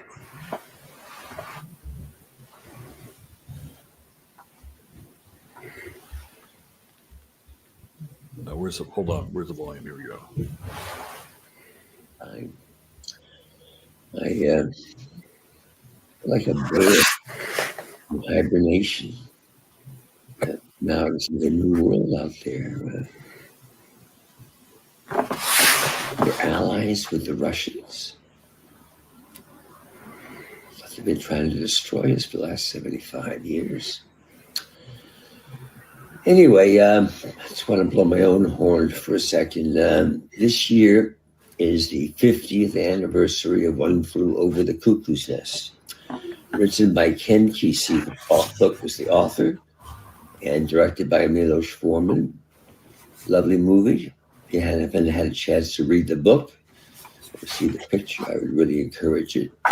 Another one who's a lot younger, 25th anniversary, is Wonder Boys, which was written by Michael Chabon and directed by Curtis Hanson, and is one of my particular favorites. It's not seen by that many people, so I feel like reading a couple of good books and then seeing a couple of good movies. Cuckoo's Nest and Wonder Boys couldn't be worse. Thank you. Isn't that weird? Yes. I haven't seen him in a decade, it seems like. Right? And he just shows up, and here we go, 50th anniversary of One Flew Over the Cuckoo's Nest. Wild. Yeah. We made it 2 hours for 159. Yeah. 159, Yeah. 18. Well, thanks for coming back on, William. Great This to be is with you. this is great. I always enjoy your contributions here. Thorough, stellar, well thought out, connected. Let's do another show. Let's get into the Cuckoo's Nest world. Yeah. Ken Kesey, the 1960s, the Players, the Bay Area. Yeah. That's where I grew up. I was at City Lights 2 or 3 weeks ago, famous bookstore in San Francisco. I know City Lights. Yeah. And then like all the stuff is there. All the beat poets are there. And the guy who inspired, it's Kerouac. And the guy who was on the bus with Kesey, who was driving everything. Neil Cassidy. Yeah. It was all I used to drink at the Olympia right next door, right in that alley all the time. I think it's the Kerouac Alley now. It is Kerouac Alley. Yeah. So. Oh, that'd be great. Let's do it. Yeah. Let's put a pin on it in the future. And hey, check out William Ramsey Investigates.com. That's his website. You can follow him on Twitter. You can check out his books. Are you working on a new book, William?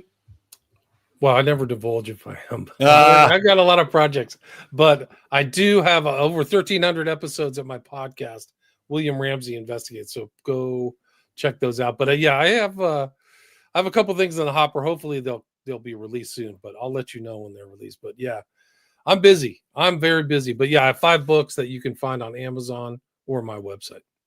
Excellent. All right. William, thanks again. Have yourself a great weekend, and then we'll see you next time, okay? All right, take care. Thank you. You're welcome. All right. Peace. The great William Ramsey. There he goes. I hope you enjoyed today's segment of the Friday Farcast. If you enjoyed the show, yes, you can buy yours truly a cup of coffee right there. I've been proudly demonetized since the 2010s over here on YouTube. But there's plenty of ways that you can support the show.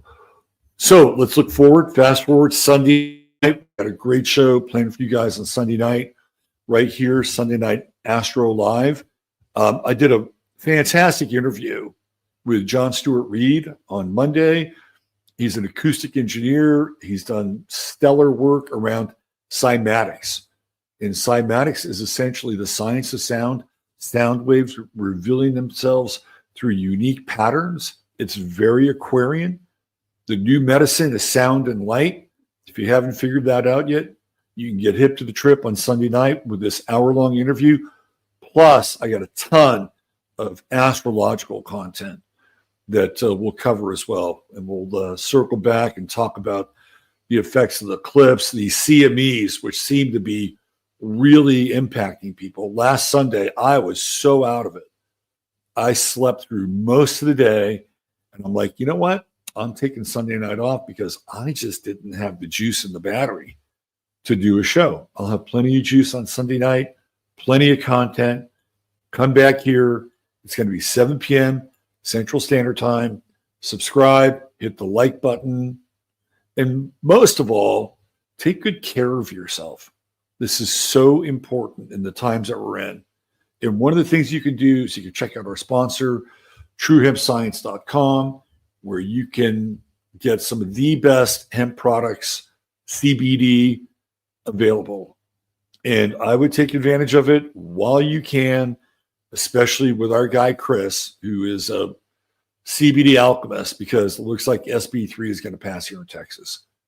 And I'm not really happy about it. Neither is Chris, and neither are many people who are in the business of procuring really good CBD. Delta 9 pretty much killed CBD here in Texas.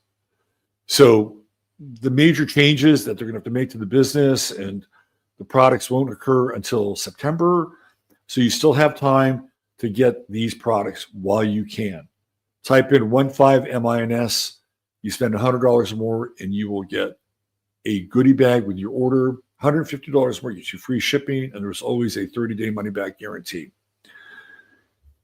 And taking care of oneself isn't just investigating, using, incorporating CBD in your life. It's all the other things that you do. It's what you feed your body, your mind, and your spirit, and only take in the best, whatever it is. Whatever it is. Don't cheap out on taking care of who you are, whether it's food, whether it's water, whatever it is. Don't cheap out. Take care of yourself. When you're on a plane, what do they tell you to do? Take the fake oxygen mask and put it on yourself first before you put it on your child. There's some wisdom in that. So take care of yourselves. Treat each other well. God bless. Love you all. And I'll see you back here on Sunday night. Thanks again to William Ramsey of WilliamRamseyInvestigates.com. I'm Robert Phoenix. Bye for now.